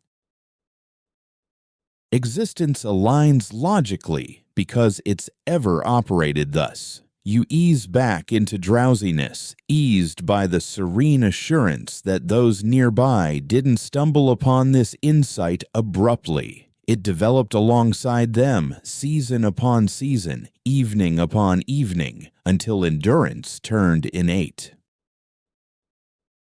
Within that communal repose, you sense the legacy's heft descending softly, not as load, but as direction steering, all securely via yet another extended polar dusk. As twilight thickens, you attune to the abundance of insight enveloping you, never inscribed. It resides in recollection, in recurrence, in the assured motions of limbs. Seniors repose close, neither exalted nor segregated, but pivotal in a subdued manner. Their nearness steadies the dark. You remark their scant words now.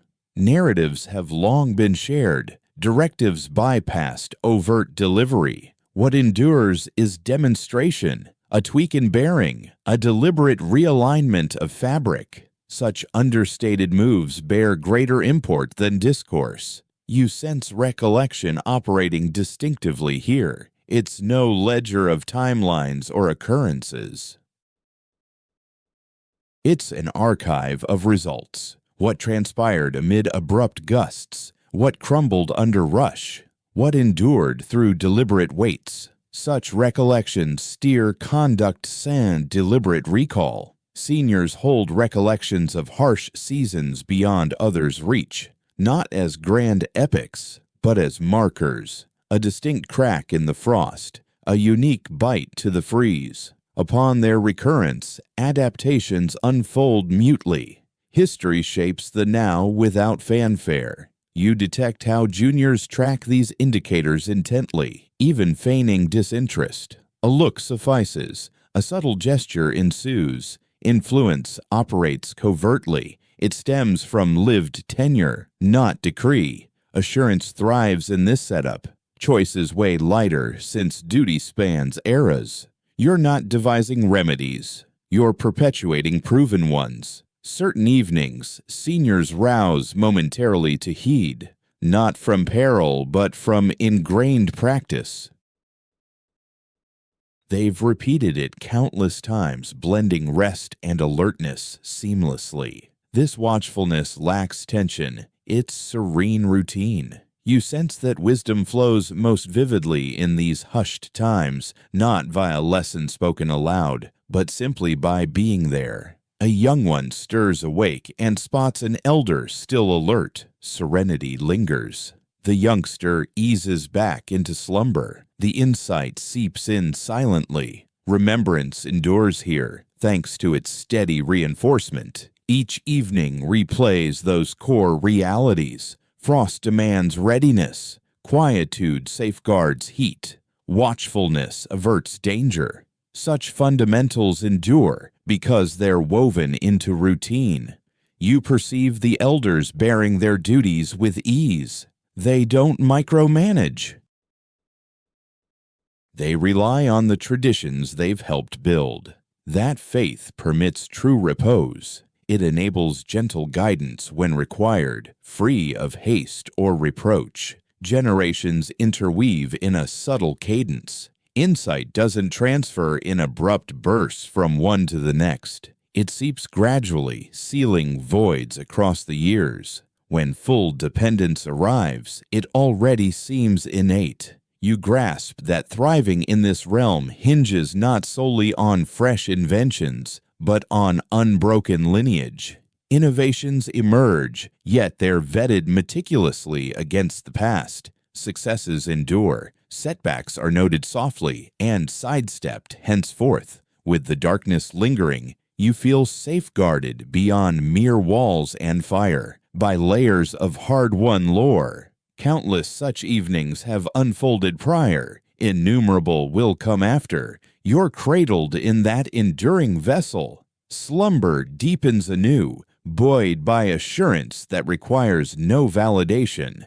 Nearby, elders respire evenly. Their poise radiates through the air like gentle heat.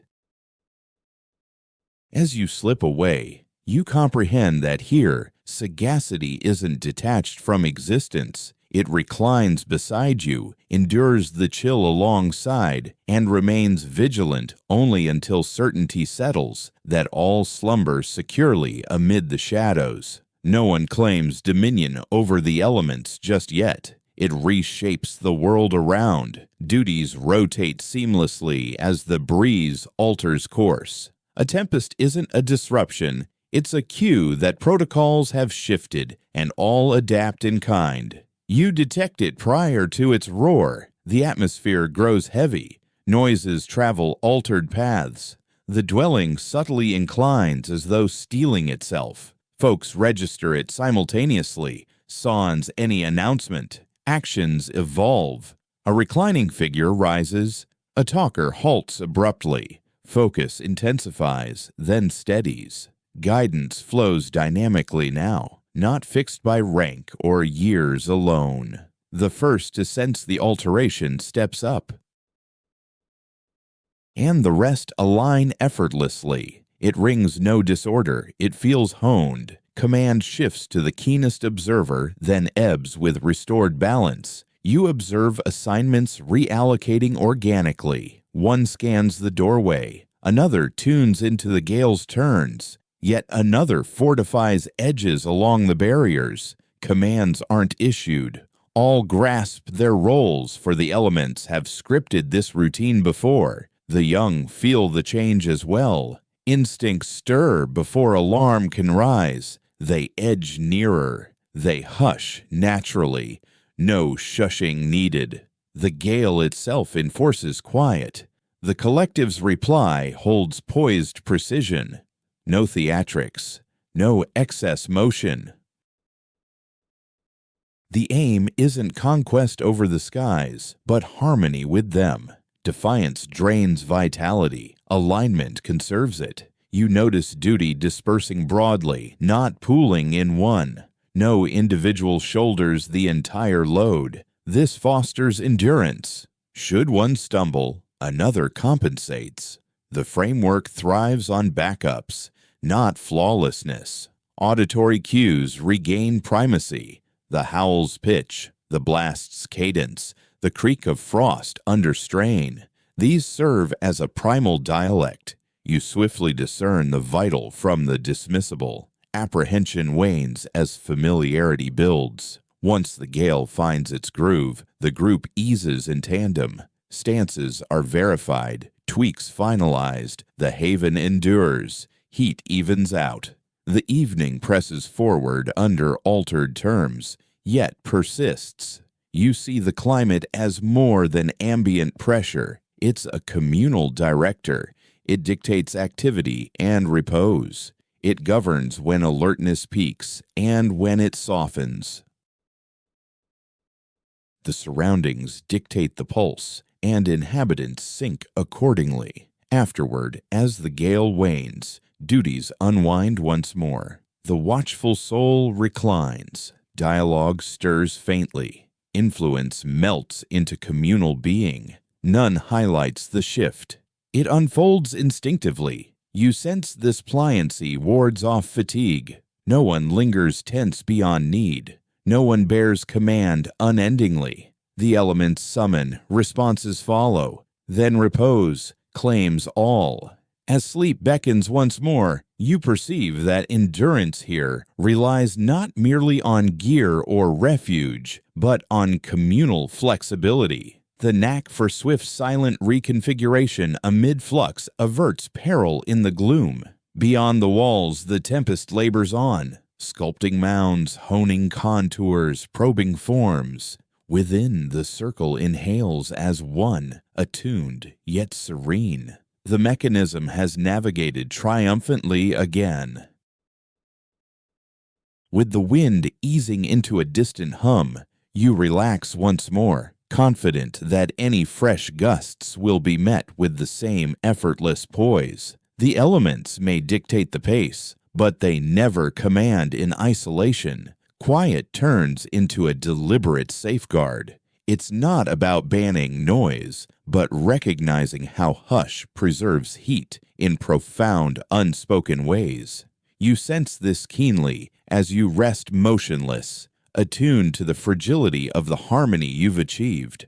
The rustle of cloth, a subtle cough, a leg shifting position, each creates a faint disturbance in the collective atmosphere. You observe how folks grow even more restrained as darkness thickens. They're not immobilized or tense, but efficient in their repose. Immobility is embraced because it's effective. Movement stirs drafts. Drafts dissipate precious heat. Instinct guides the body here ahead of conscious thought. The impulse to shift settles without resistance. In this serene space, noises transform rather than disappear. They mellow. A nearby exhale merges seamlessly with the enclosure. A far-off whoosh registers as a gentle undertone, not an alert. Lacking harsh interruptions, your tension eases. Watchfulness yields to reliance. You perceive how hush acts as its own barrier. Free from jarring bursts, the physique stays at ease. Sinews hold slack. Slack sinews conserve vitality. These links form quietly, often overlooked until lived in unison. You recall the earlier hush of snow muffling the outdoors. Within these walls, habits serve the same role. Voices drop naturally. Phrases are selected with care. Exchanges fade gradually instead of halting sharp. The darkness favors smooth shifts. A minor stir nearby catches your eye for a moment. An individual tugs at bedding. The noise is muted, deliberate. No one jolts. The collective adapts and reverts to calm. This seamless adaptation, devoid of panic, seems honed by habit, not chance. You grasp how serenity also shields slumber. Harsh clamor yanks you alert. Muted tones let you hover on the edge without jolt. In an environment where abrupt arousal risks chilling, this counts heavily. At times, silence drapes like a tangible veil, light and affirming, not oppressive. You yield to it as to a comforter, secure in its embrace. You detect how even inner monologue quiets. Devoid of clamor to counter, the psyche ceases its patrol for dangers. Visions decelerate. Recollections meander. Focus tightens to elemental feelings. Respiration, coziness. Pause. This hush isn't void. It's rich with subtle, reliable cues. The haven's rhythm, the breeze remote, the creak of frost distant from the barriers. Such echoes, being routine, soothe. They affirm the surroundings align with the norm. You see that quiet in this realm isn't inert.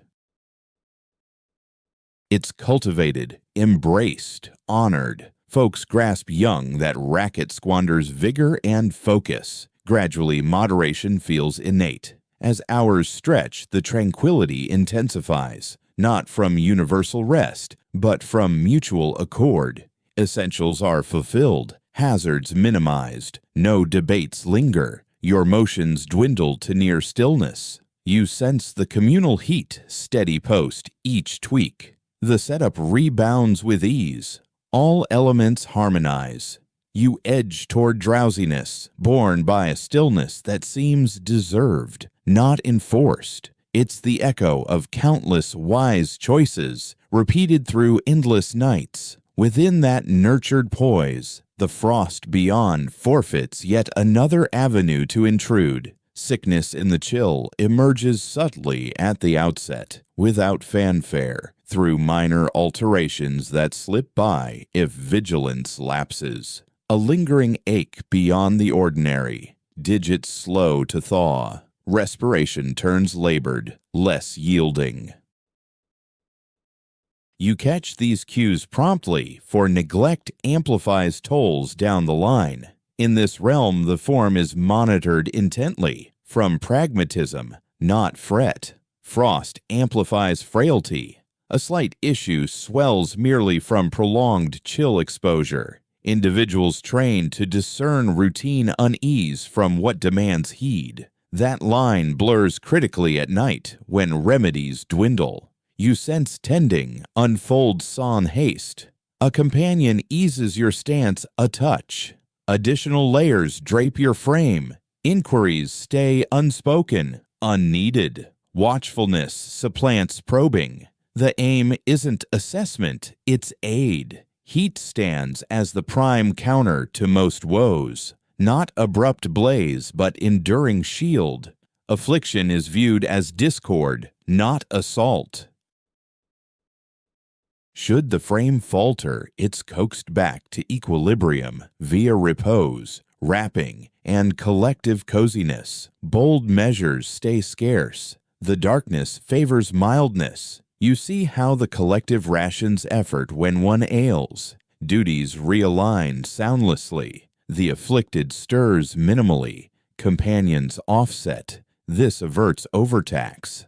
The assembly shoulders the load, ensuring no lone form strains unduly. In this place, medical facilities are absent, yet wisdom honed over countless years prevails. Particular indicators receive extra scrutiny. A lingering coldness that warmth fails to dispel raises concerns, as does disorientation. Such cues alter the night's rhythm.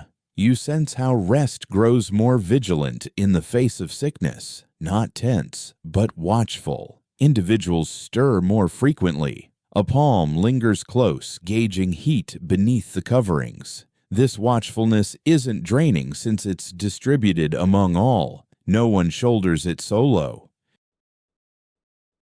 Basic treatments are applied with precision. Hot drinks when feasible. Repose over exertion. Shielding from gusts. These might seem basic, yet amid such harsh conditions, timely simplicity can suffice. You observe that illness isn't viewed as a shortcoming. Physical tolerances to the freeze vary. All grasp this truth. Seeking aid brings no disgrace. Turning it down poses greater peril than embracing it. The dwelling itself contributes. Layouts are tweaked so the ailing occupy spots with the steadiest heat. Icy surfaces are sidestepped. Airflow stays even, refreshing without dropping temperatures. Minor tweaks render extended periods more secure. You realize the extent to which handling ailments here hinges on promptness. Swift action halts worsening. Delay shrinks possibilities. This fosters alertness minus frenzy. Folks remain mindful without crowding. There's a subtle honor for the body's cues. Discomfort isn't dismissed, nor exaggerated. Feeling serves as data. It directs steps. Once handled, it recedes quietly. You perceive the evening easing around the afflicted. Motion lessens. Tones hush even more. The surroundings turn profoundly serene. This aids healing. Tension squanders warmth and vigor. Tranquility safeguards them. At other moments, hushed tales circulate of evenings when sickness slipped past detection too far, shared not to alarm, but to underscore. Recollection bolsters vigilance. You see recovery approached as a steady process. Abrupt turns aren't anticipated. Advancement tracks via heat seeping back to limbs, hunger easing in bit by bit, slumber growing deeper once more. Tiny indicators suffice. The chill beyond presses on relentlessly. It yields no quarter to frailty. This truth hones empathy within. Attention sharpens because the setting spares nothing. You slip between wakefulness and dreams, attuned to these subtle interactions nearby. Even if you're not the focus of aid, its essence permeates the area. It tempers the pace. It anchors stability where endurance rests on shared equilibrium. Nurturing the ill isn't a disruption. It's woven into the fabric. The darkness adapts to it, much like it does to storms or weariness. As time unfolds, the haven pulses evenly. Heat endures. The tended form, shielded and sustained, performs its core task. Mend at its own rhythm. And through that soft focus, you grasp that enduring the fiercest darkness isn't merely defying the wilds. It's nurturing one another. When surroundings offer zero leeway, not all unfolds as intended, not even in these realms. Indeed, preparations account for inevitable changes. A binding slackens. Powder shifts unexpectedly. A barrier yields unduly. None sparks dread. Each prompts adaptation.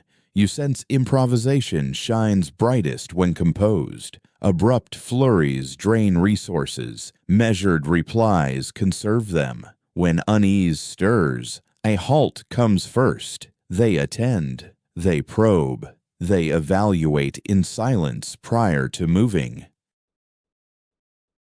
Such pauses frequently avert minor glitches from swelling. You mark how implements bend to ingenuity, not strictness. A bone shard turns fastener. A cord reclaims duty as binder. Ice chunks reform instead of discard. Naught is deemed disposable. All hold promise past initial purpose. Errors stay unmasked. They're integrated. Should a fix falter, the reply isn't fault but remedy. The aim stays swift realignment with least upheaval. Excess zeal breeds fresh troubles beyond the first. You feel how seasoned insight reshapes views. What an outsider might deem catastrophe here reads as routine snag. The gap stems from outlook. They anticipate tweaks to routines now and then. Elasticity threads through all. A subdued assurance blooms from certainty that fixes a weight, even unseen. Such poise curbs alarm. Alarm constricts focus. Serenity broadens it. Adaptation flourishes in serenity. You note how supplies stay within reach, not from foreboding catastrophe, but for practical readiness. An extra length of line, surplus ice near the portal. Nothing lavish, merely sufficient for flux. At times, the fix means holding back more than pushing forward. A breeze sneaks in. Rather than adding extra barriers, folks simply shift their positions. The way bodies are arranged turns into a natural barrier against the chill. Shared body heat steps in to cover where supplies fell short. This sort of tweak starts to make perfect sense after you've witnessed its effectiveness. You sense the collective flow as the team reacts in unison. Someone spots the issue, a second verifies it, and another lends a hand. Responsibilities form on their own. No need for debate. The challenge gets handled. Focus then swings back to downtime. The evening picks up its steady pace once more. Recollections surface of evenings where quick fixes proved vital. They're not broadcast with fanfare, just quietly held onto. A hut buttressed at the perfect instant. A path altered right on schedule. Such recollections don't breed anxiety. They build faith in the power to adapt.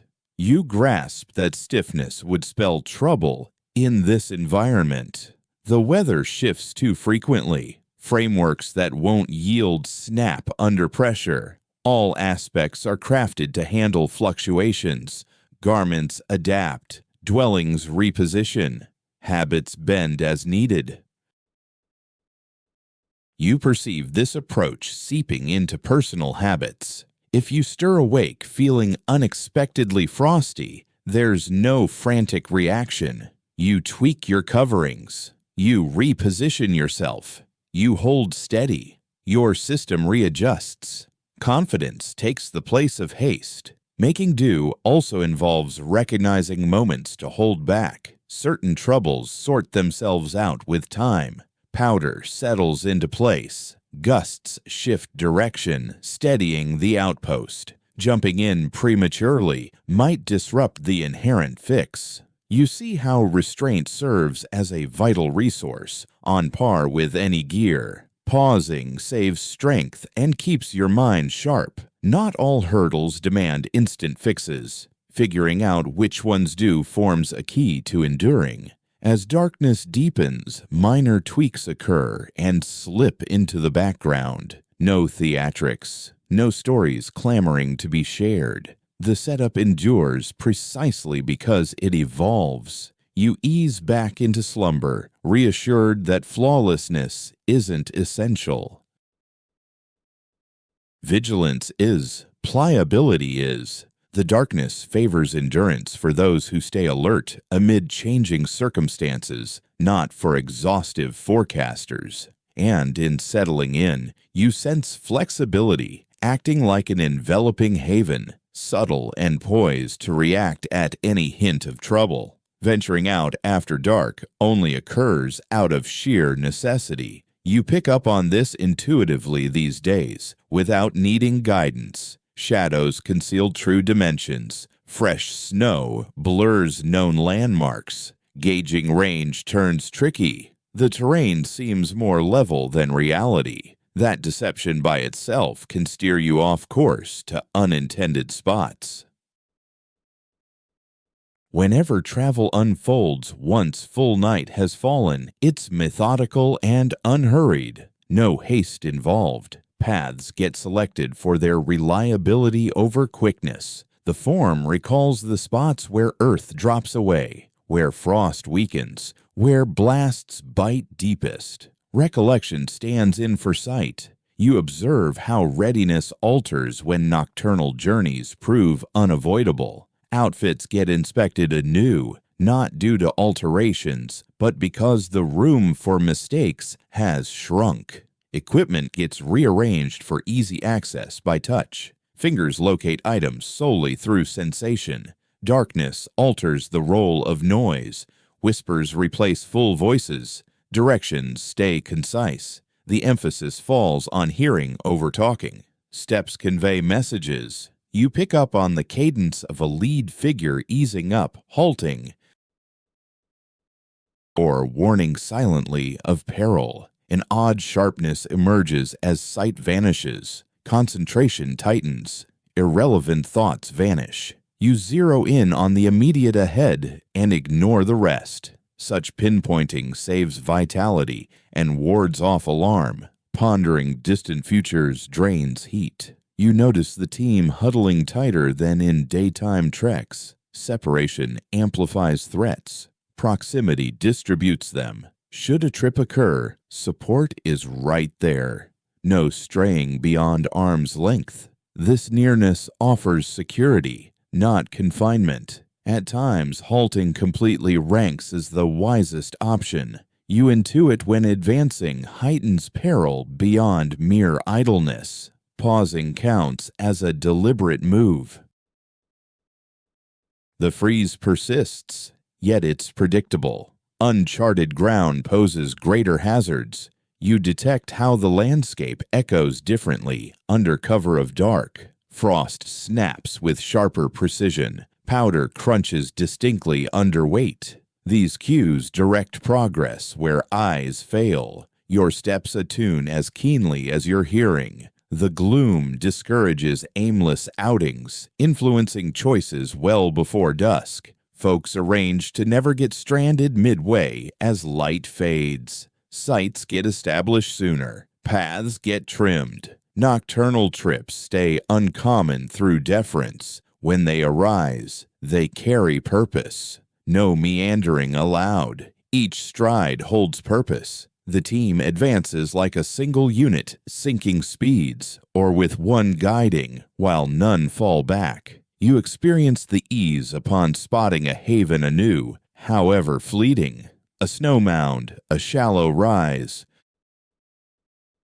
a nook shielding from gusts adequately. Progress eases to a halt. The frame relaxes. The evening yields you back reluctantly. You come to embrace its rules instead of resisting. Journeys transform into measured bargains, not presumptions of constant feasibility. As you ease back into place, it dawns on you why folks steered clear of stirring at night unless absolutely necessary. It's not that it couldn't be done, but rather that it exacted a heavy toll in focus, stamina, and danger. Choosing repose proves the smarter path more often than not. With quiet settling in once more, the darkness shifts from a barrier to a simple limit. It guides you just as firmly on when to pause as on how to proceed.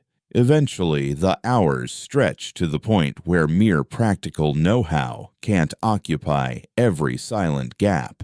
While heat and refuge cradle the form, the thoughts still roam free. In such instances, faith arrives not as rigid teaching, but as a quiet ally. You sense it in the gentler voices, the gaps in conversation, the mutual grasp that certain truths hold value without needing dissection. Tales surface casually, no grand recitals designed to lecture, but everyday accounts that float through the enclosure like a sigh. They unfold in bits and pieces. A recalled spot, a forebear who paid keen heed and made it through, a caution tucked neatly into jest. These accounts don't insist on focus, they deliver solace, underscoring that predecessors have weathered evenings just like this. You observe that faith doesn't clash with what's seen around here. It travels in tandem. Folks keep an eye on the gusts. Their garb stays practical layers, yet they converse with the dark as though it listens, not anticipating reply, but because naming it tempers dread. The chill seems less faceless once confronted. At times the hush thickens, and a person murmurs a soft tune, not for show, merely a subtle hum that eases into the void. The resonance passes among those huddled near, forging a bond that speech might shatter. It ebbs away naturally, bestowing peace in its wake. You perceive how faith in this place is molded by the surroundings. It doesn't vow salvation or change. Instead, it suggests persistence, the notion that the terrain recalls you even as you hold it in mind.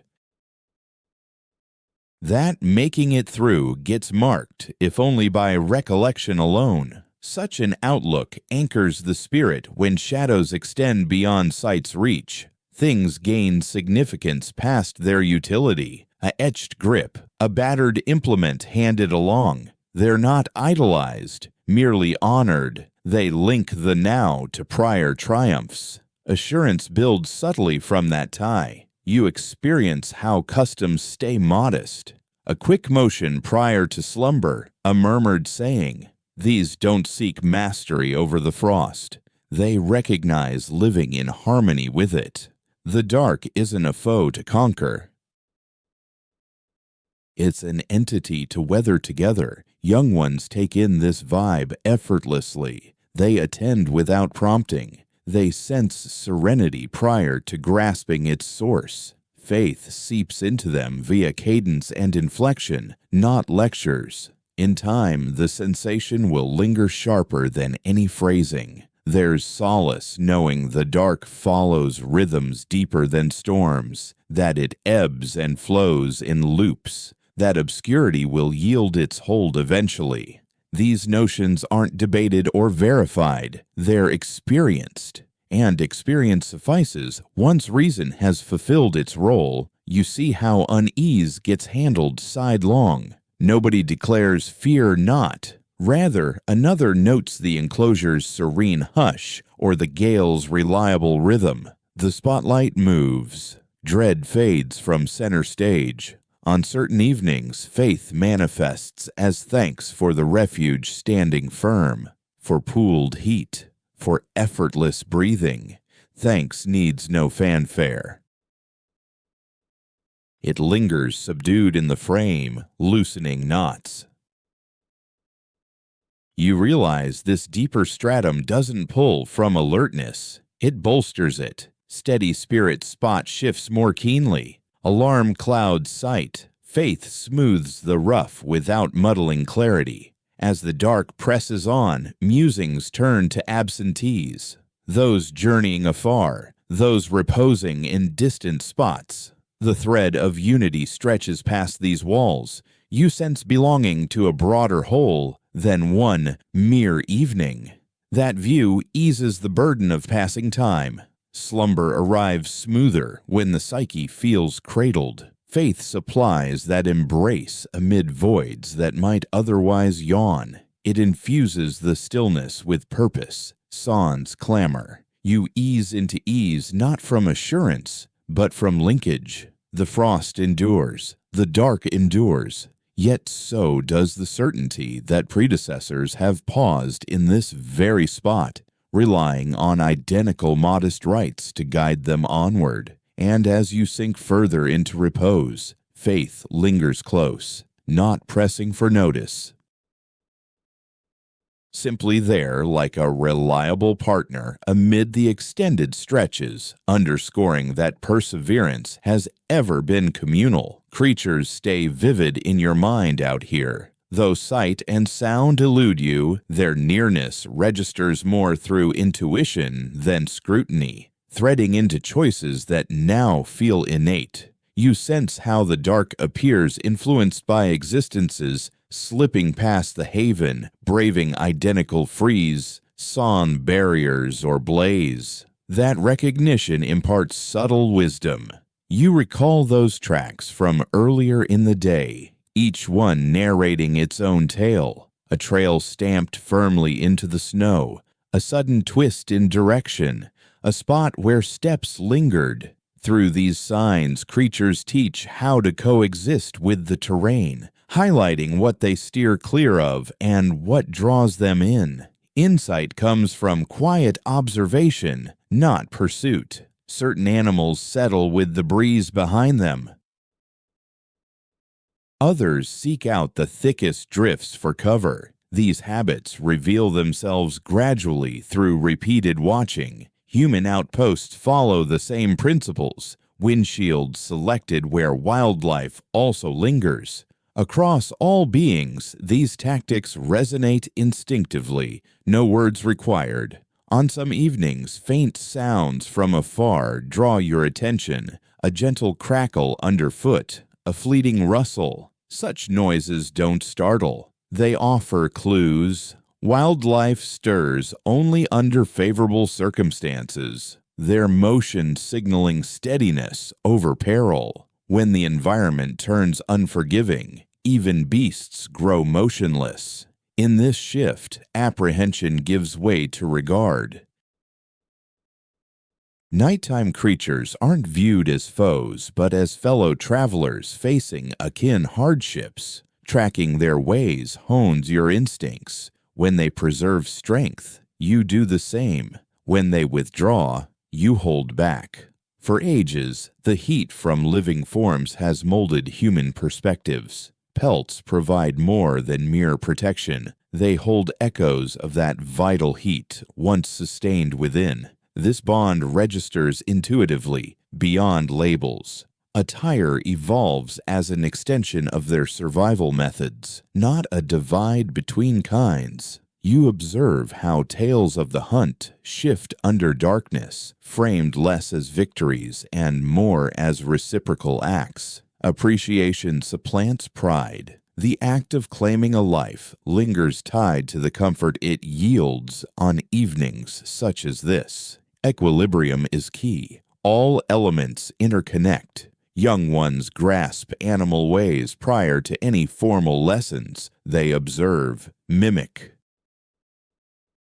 Note the safe havens and risky zones. Such insights steer future choices subconsciously. Wisdom embeds itself subtly. At times, you ponder how beasts experience this same darkness. Senses calibrated uniquely, forms adapted for unrelenting chill. This reflection doesn't belittle human resilience, it repositions it. Thriving in this realm stems not from surpassing wildlife, but from heeding their cues. Patience aligns with their poised calm. Halting conserves vigor. Delaying cuts hazards. Darkness favors the restrained, those who stir solely when essential. Beasts have long embodied this truth. People discerned it through vigilant study. Even the refugee embodies such emulation. Squat silhouettes, curved edges, sparse entries. These mimic lairs and nests far more than they innovate.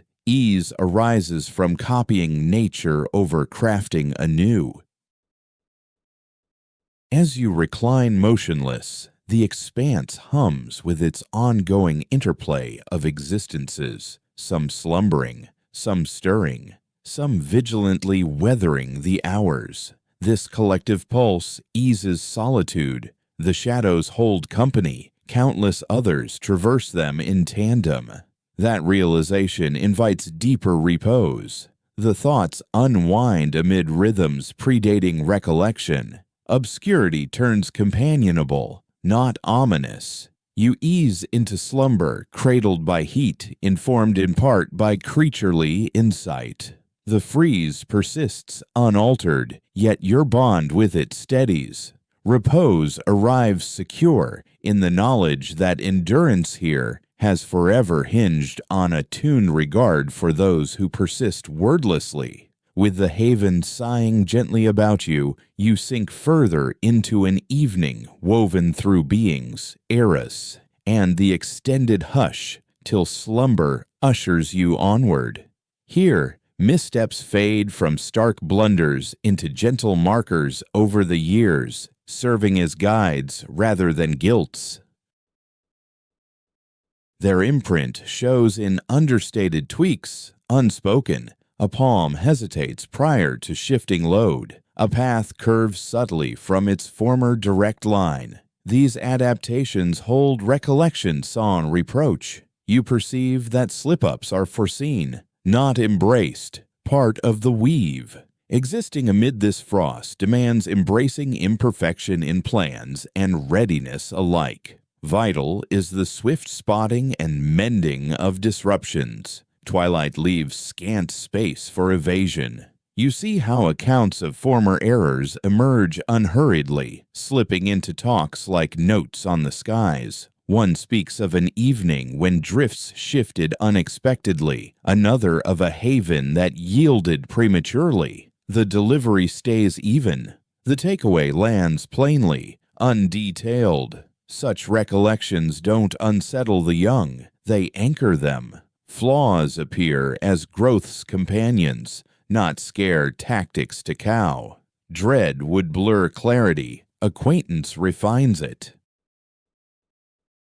You sense real-time fixes unfolding soundlessly. If unease arises, it's righted sans fanfare. Peers observe, adapt. Gradually, the collective veers from frailty toward firmness. The flow seems innate, not orchestrated. There's a grasp that flawlessness invites peril. Stiff frameworks crumble under flux, while yielding ones weather faults and persist. This perspective applies equally to individuals as to their dwellings. Weariness gets factored in from the start. Errors are anticipated without surprise. Aid materializes precisely when required. You observe the deep-rooted humility woven into these adjustments. Nobody asserts absolute knowledge. Choices remain tentative, open to revision. Ultimately, the terrain dictates the outcome.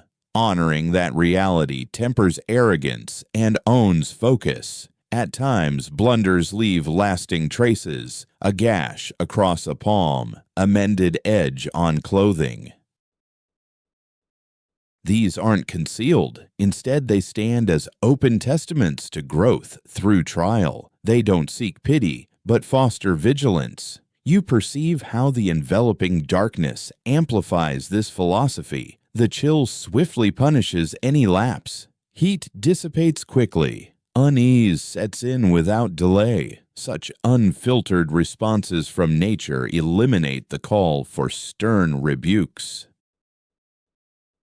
While you pause to recuperate, you're reaping the rewards of innumerable subtle tweaks crafted by predecessors. Encircling you are frameworks molded by past mishaps and their fixes. Each junction, each position, each custom bears the echo of evenings when plans faltered and were subtly enhanced. A sense of appreciation emerges for those hard-won insights, even without grasping every detail. Endurance in this realm builds layer by layer. Successors receive not merely triumphs, but ongoing enhancements. The darkness seems more secure thanks to this layered wisdom.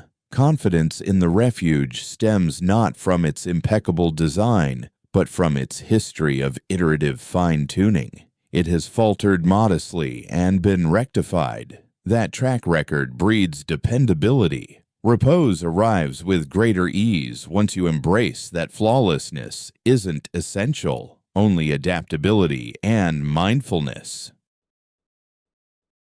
The encompassing framework doesn't require constant watchfulness because it knows how to rebound. You ease back into slumber, reassured that slip-ups don't doom existence here. They steer it forward. They mold routines with subtle, enduring influence, transforming even flaws into sources of sustaining heat. As the evening presses on with its subtle scrutiny, you settle into resolutions forged not from unwavering conviction, but from endurance, recollection, and readiness to adapt when the frost signals a flaw. Certain dwellings are designed for endurance, others prioritize portability. You sense the distinction right away, without a single utterance. A transient refuge demands a more casual vigilance. It's constructed with care, yet without deep commitment. It provides shelter just sufficient for its intent,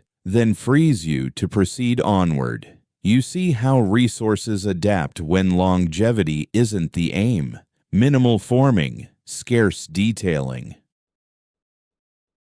Ice bricks are piled practically, not artfully carved. Hides are thrown over loosely, not tailored precisely. The form is sturdy enough, yet it discourages bonding. Its role is to fulfill an immediate requirement, not to root itself as a home.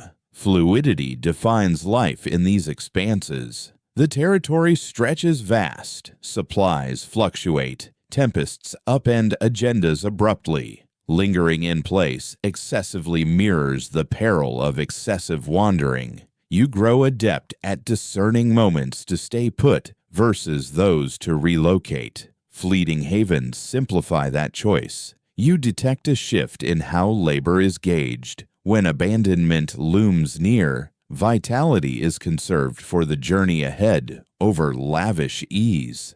Edges stay jagged, inner barriers keep their crude texture, priorities lock onto essentials like insulation and security, and little else. Extravagant polishing would squander effort. This method brings a subtle liberation. Awareness of impending departure lets you unwind without grasping tightly. You slumber, you regain strength, you depart. The haven seeks no upkeep beyond the bare minimum. It merely requests acknowledgement of its boundaries. You watch how folks arrange gear with exit in view. No object is placed without forethought for retrieval. Belongings stay loosely arranged. Implements remain within easy reach. The evening serves for recovery, not immersion. Even rest carries a provisional quality, poised for interruption. Ephemeral refugees also alter communal patterns. Exchanges grow briefer. Quiet descends sooner. All grasp that downtime primes for transit. The darkness acts as an interlude, not a full segment. You experience how ease with transience eases worry. No false sense of mastery arises from building. The haven suffices, imperfections and all. Such realism wards off letdown. It sustains adaptable awareness. Occasionally, these setups arise hastily amid urgency. Storms pivot, progress halts. A halt becomes imperative. Then, haste trumps finesse. Ice is molded swiftly. Pelts are fastened firmly. The assembly endures because it must, regardless of polish. You intuit how expertise shines brightest in these binds. Leisurely craft is simple when leisure abounds. Proficiency under duress demonstrates true grasp. Ephemeral refugees embody that grasp plainly. They stay true to their function. There's also a subdued regard for minimizing disturbance to the ground. Lasting edifices reshape the vista. Fleeting ones impose scant footprint. Upon leaving, the haven melts away, folds back into the drifts. The earth reclaims it seamlessly, unmarked. You observe how the young absorb this contrast young. They assist in erecting and taking apart. Kids spot the shelters that get extra attention and those left to dissolve on their own. They grasp that permanence isn't the goal for everything.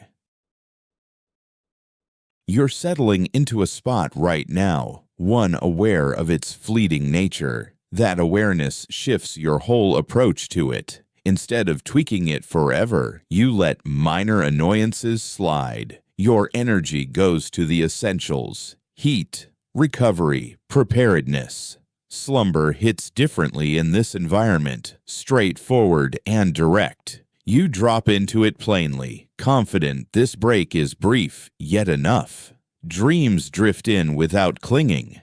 Nights seem to slip by faster inside these setups. Maybe it's the subtle pull toward what's ahead, or the way the enclosure discourages dawdling. Time flows more straightforwardly, without that sense of vastness. Leaving feels seamless when the time arrives. No pushback. You collect the items, head off along the path. What's left behind quiets down once more. It clicks. Why not all dwellings need to stand forever? Lasting too long can weigh you down.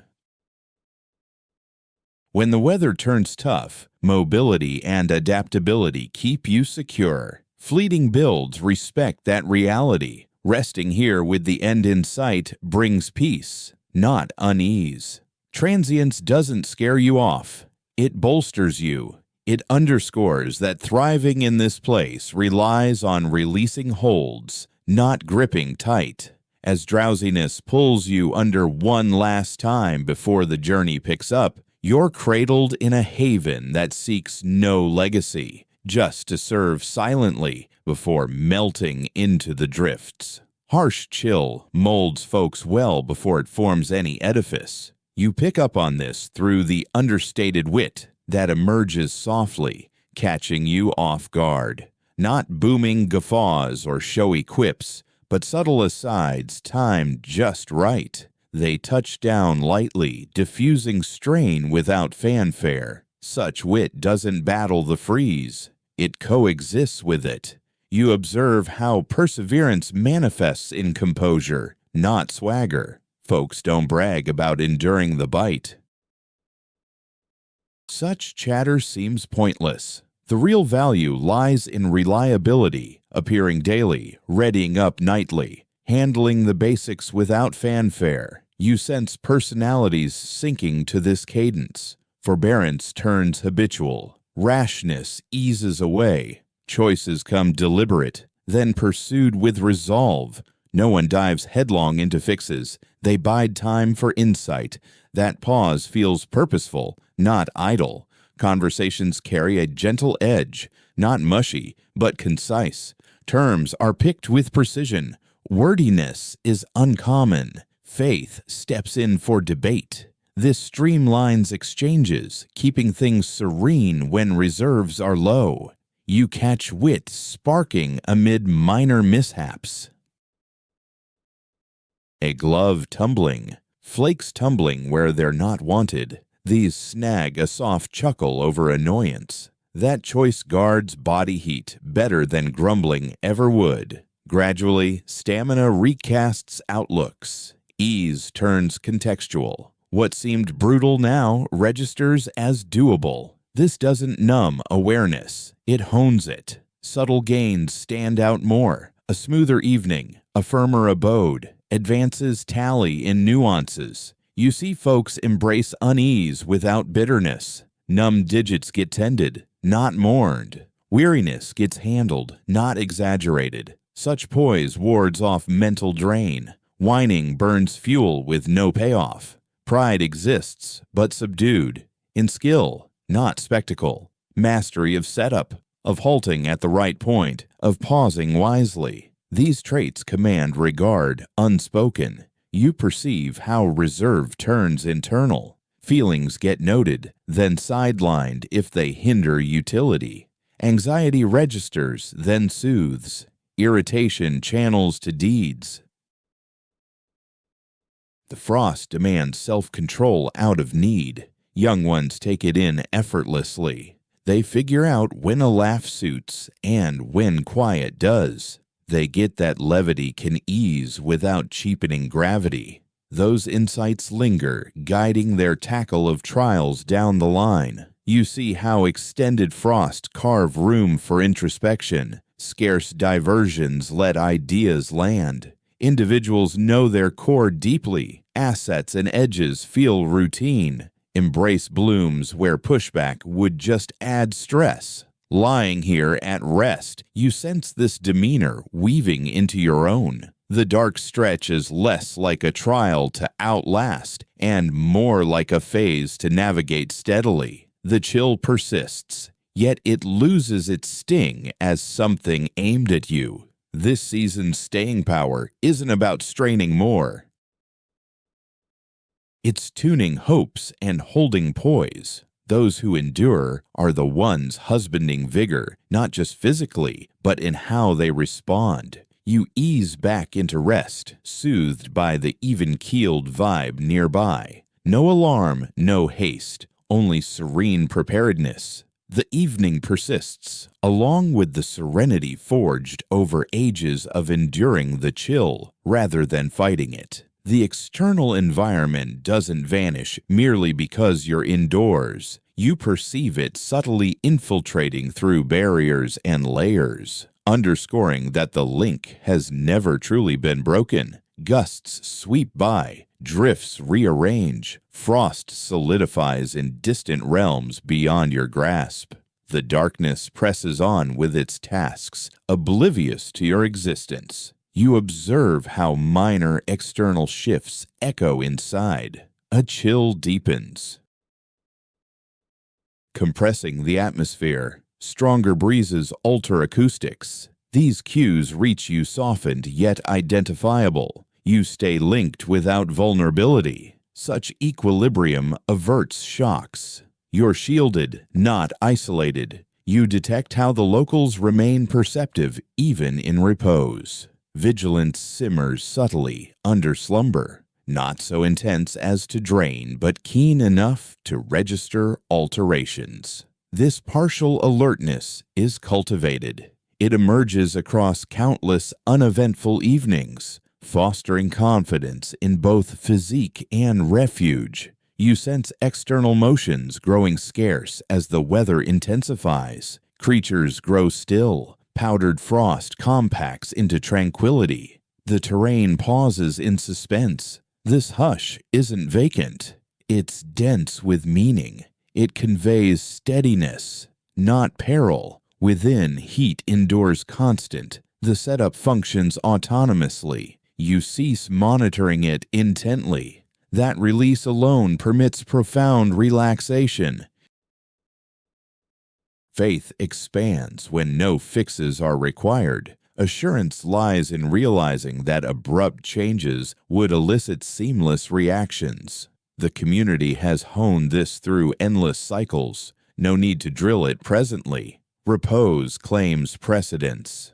You notice the outer freeze losing urgency as repose extends. Perception focuses on inner signals, respiration, pause. The realm outside the haven recedes to a murmur. Duration elongates once more. Reflections ease. The evening loses its straight path, gaining a looping quality. Instances cycle. Arousal and slumber merge. This flow seems innate, not bewildering. You see how the haven itself draws focus. It doesn't groan or protest. It sustains silently. Its dependability frees the psyche from watchfulness. Occasionally, you grasp the night's immensity outside your confined area. Immense, shadowy, frigid.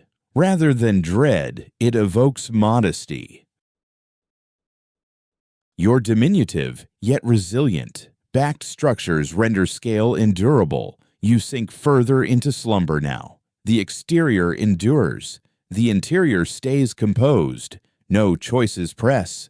No moves compel. Slumber envelops completely, not as flight, but as harmony with the surrounding cadence. The darkness doesn't halt as you doze. It bears you along. With deeper ease, you sense the divide between haven and expanse easing, not vanishing, but harmonizing in subtle accord. You're safeguarded sufficiently. The freeze lingers without. Dawn arrives on its schedule. Meanwhile, the evening endures. Ties to the external realm don't always approach softly. At times, they bring fresh resources, fresh concepts, fresh heating approaches that vow simplicity. You detect how these innovations weave into established patterns, not as abrupt swaps, but as cautious trials overlaid on proven foundations. You observe how folks engage novel implements with intrigue, not haste. Adoption never stems from novelty alone. Each is vetted against harsh durations and reliability. A fresh fabric may ward off cold effectively, but how does it fare soaked? Does it rigidify? Does it yield subtly or abruptly? Such inquiries resolve gradually, evening after evening. You feel long-standing practices lingering near, even amid flawed options. Pelts remain at hand. Traditional havens persist in construction. Innovations integrate solely where they demonstrate solidity. This accumulation avoids reliance on the untried. Backup seems reassuring, not redundant. Some evenings, an unknown element excels. Heat lingers extended. Setup demands minimal toil. Those periods linger in memory. The shift registers softly. Other evenings expose flaws.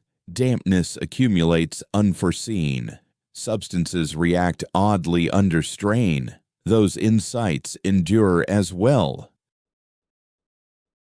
You perceive evolution unfolding without forsaking heritage. Fresh aids don't supplant ancient wisdom, they coexist beside it. The evening retains its call for focus, its boon for forbearance, and its penalty for negligence. No substance alters that. You note how dialogues evolve when novel approaches arise. Enthusiasm exists tempered by caution. No fervent debates erupt. Lived insight outweighs views. Duration serves as arbiter. You sense endurance in this place has eternally been accretive. Wisdom accumulates. It doesn't overhaul swiftly. What persists is what sustains amid severest trials. In your current repose, this equilibrium sustains. Traditional frameworks still uphold you. Emerging options hover, accessible yet unverified. The evening resonates as ever, frigid, constant, neutral. You ease into the realization that transformation in this place doesn't come as salvation. It comes as an instrument to examine with caution, reverence, and patience. As slumber intensifies, you settle into a realm skilled at integrating fresh concepts while safeguarding those that have sustained it across endless frozen evenings. The darkness eases its hold gradually, not through dawn or heat, but through routine. Your form senses it first, ahead of any external shift. Limbs retain body heat with greater ease. Respiration turns effortless. The chill persists, yet its command over your focus diminishes. You observe how past encounters have altered your bond with the evening. What was once burdensome now seems traversable. Noises fail to jolt. Quietude loses its edge. The shadows even appear gentler, as though acknowledging your place within them. No longer subjecting you to constant trials. The mechanisms encircling you function seamlessly. Protection endures. Thermal barriers remain even. Communal heat holds firm. None of it strikes as extraordinary any longer. That's the essence. Thriving turns ordinary when executed masterfully. You perceive anxiety dissolving, not due to vanished threats, but because insight has supplanted doubt. The evening ceases to be a mysterious adversary. It becomes a familiar terrain with rhythms you know. Such awareness soothes in ways mere ease never could. Quiet appreciation stirs for modest elements, not grand praise, but simple recognition, for fingers that mended wrappings before, for routines that averted errors, for wisdom gained via practice over lectures. The frost lingers beyond,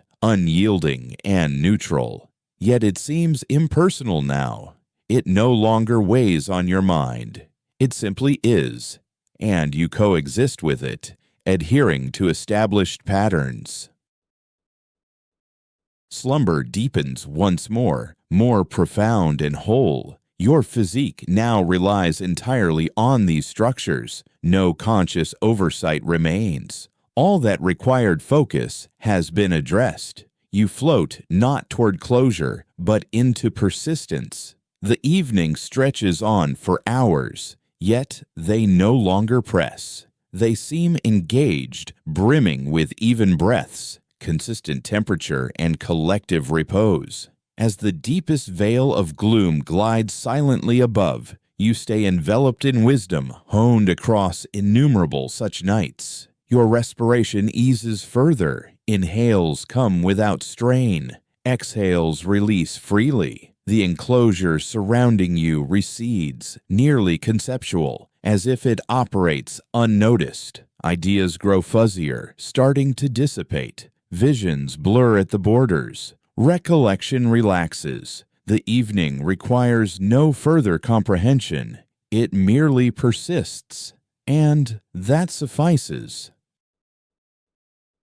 You sense the security you've forged, not mere temperature, but equilibrium, a reliable foundation free from swings or scrutiny. Your form sinks further into it, yielding utterly. Ambient noises merge into a seamless murmur. distant gusts, close sighs, the subtle shift of flakes. Nothing demands reaction. All resonates precisely right. Duration elongates, then blurs. Tracking it holds no purpose. The evening proceeds independently, and you repose amid it. Releasing now overlooks nothing vital. Tension fully ebbs. Jaw slackens. Shoulders ease. Even the subtle strain of vigilance begins to melt. Repose assumes control effortlessly. You're secure sufficiently, heated adequately, ready enough. The frost may stay external. It claims your notice no more. Slumber descends steadily, undisturbed, guiding you softly through the lingering shadows toward the eventual glow.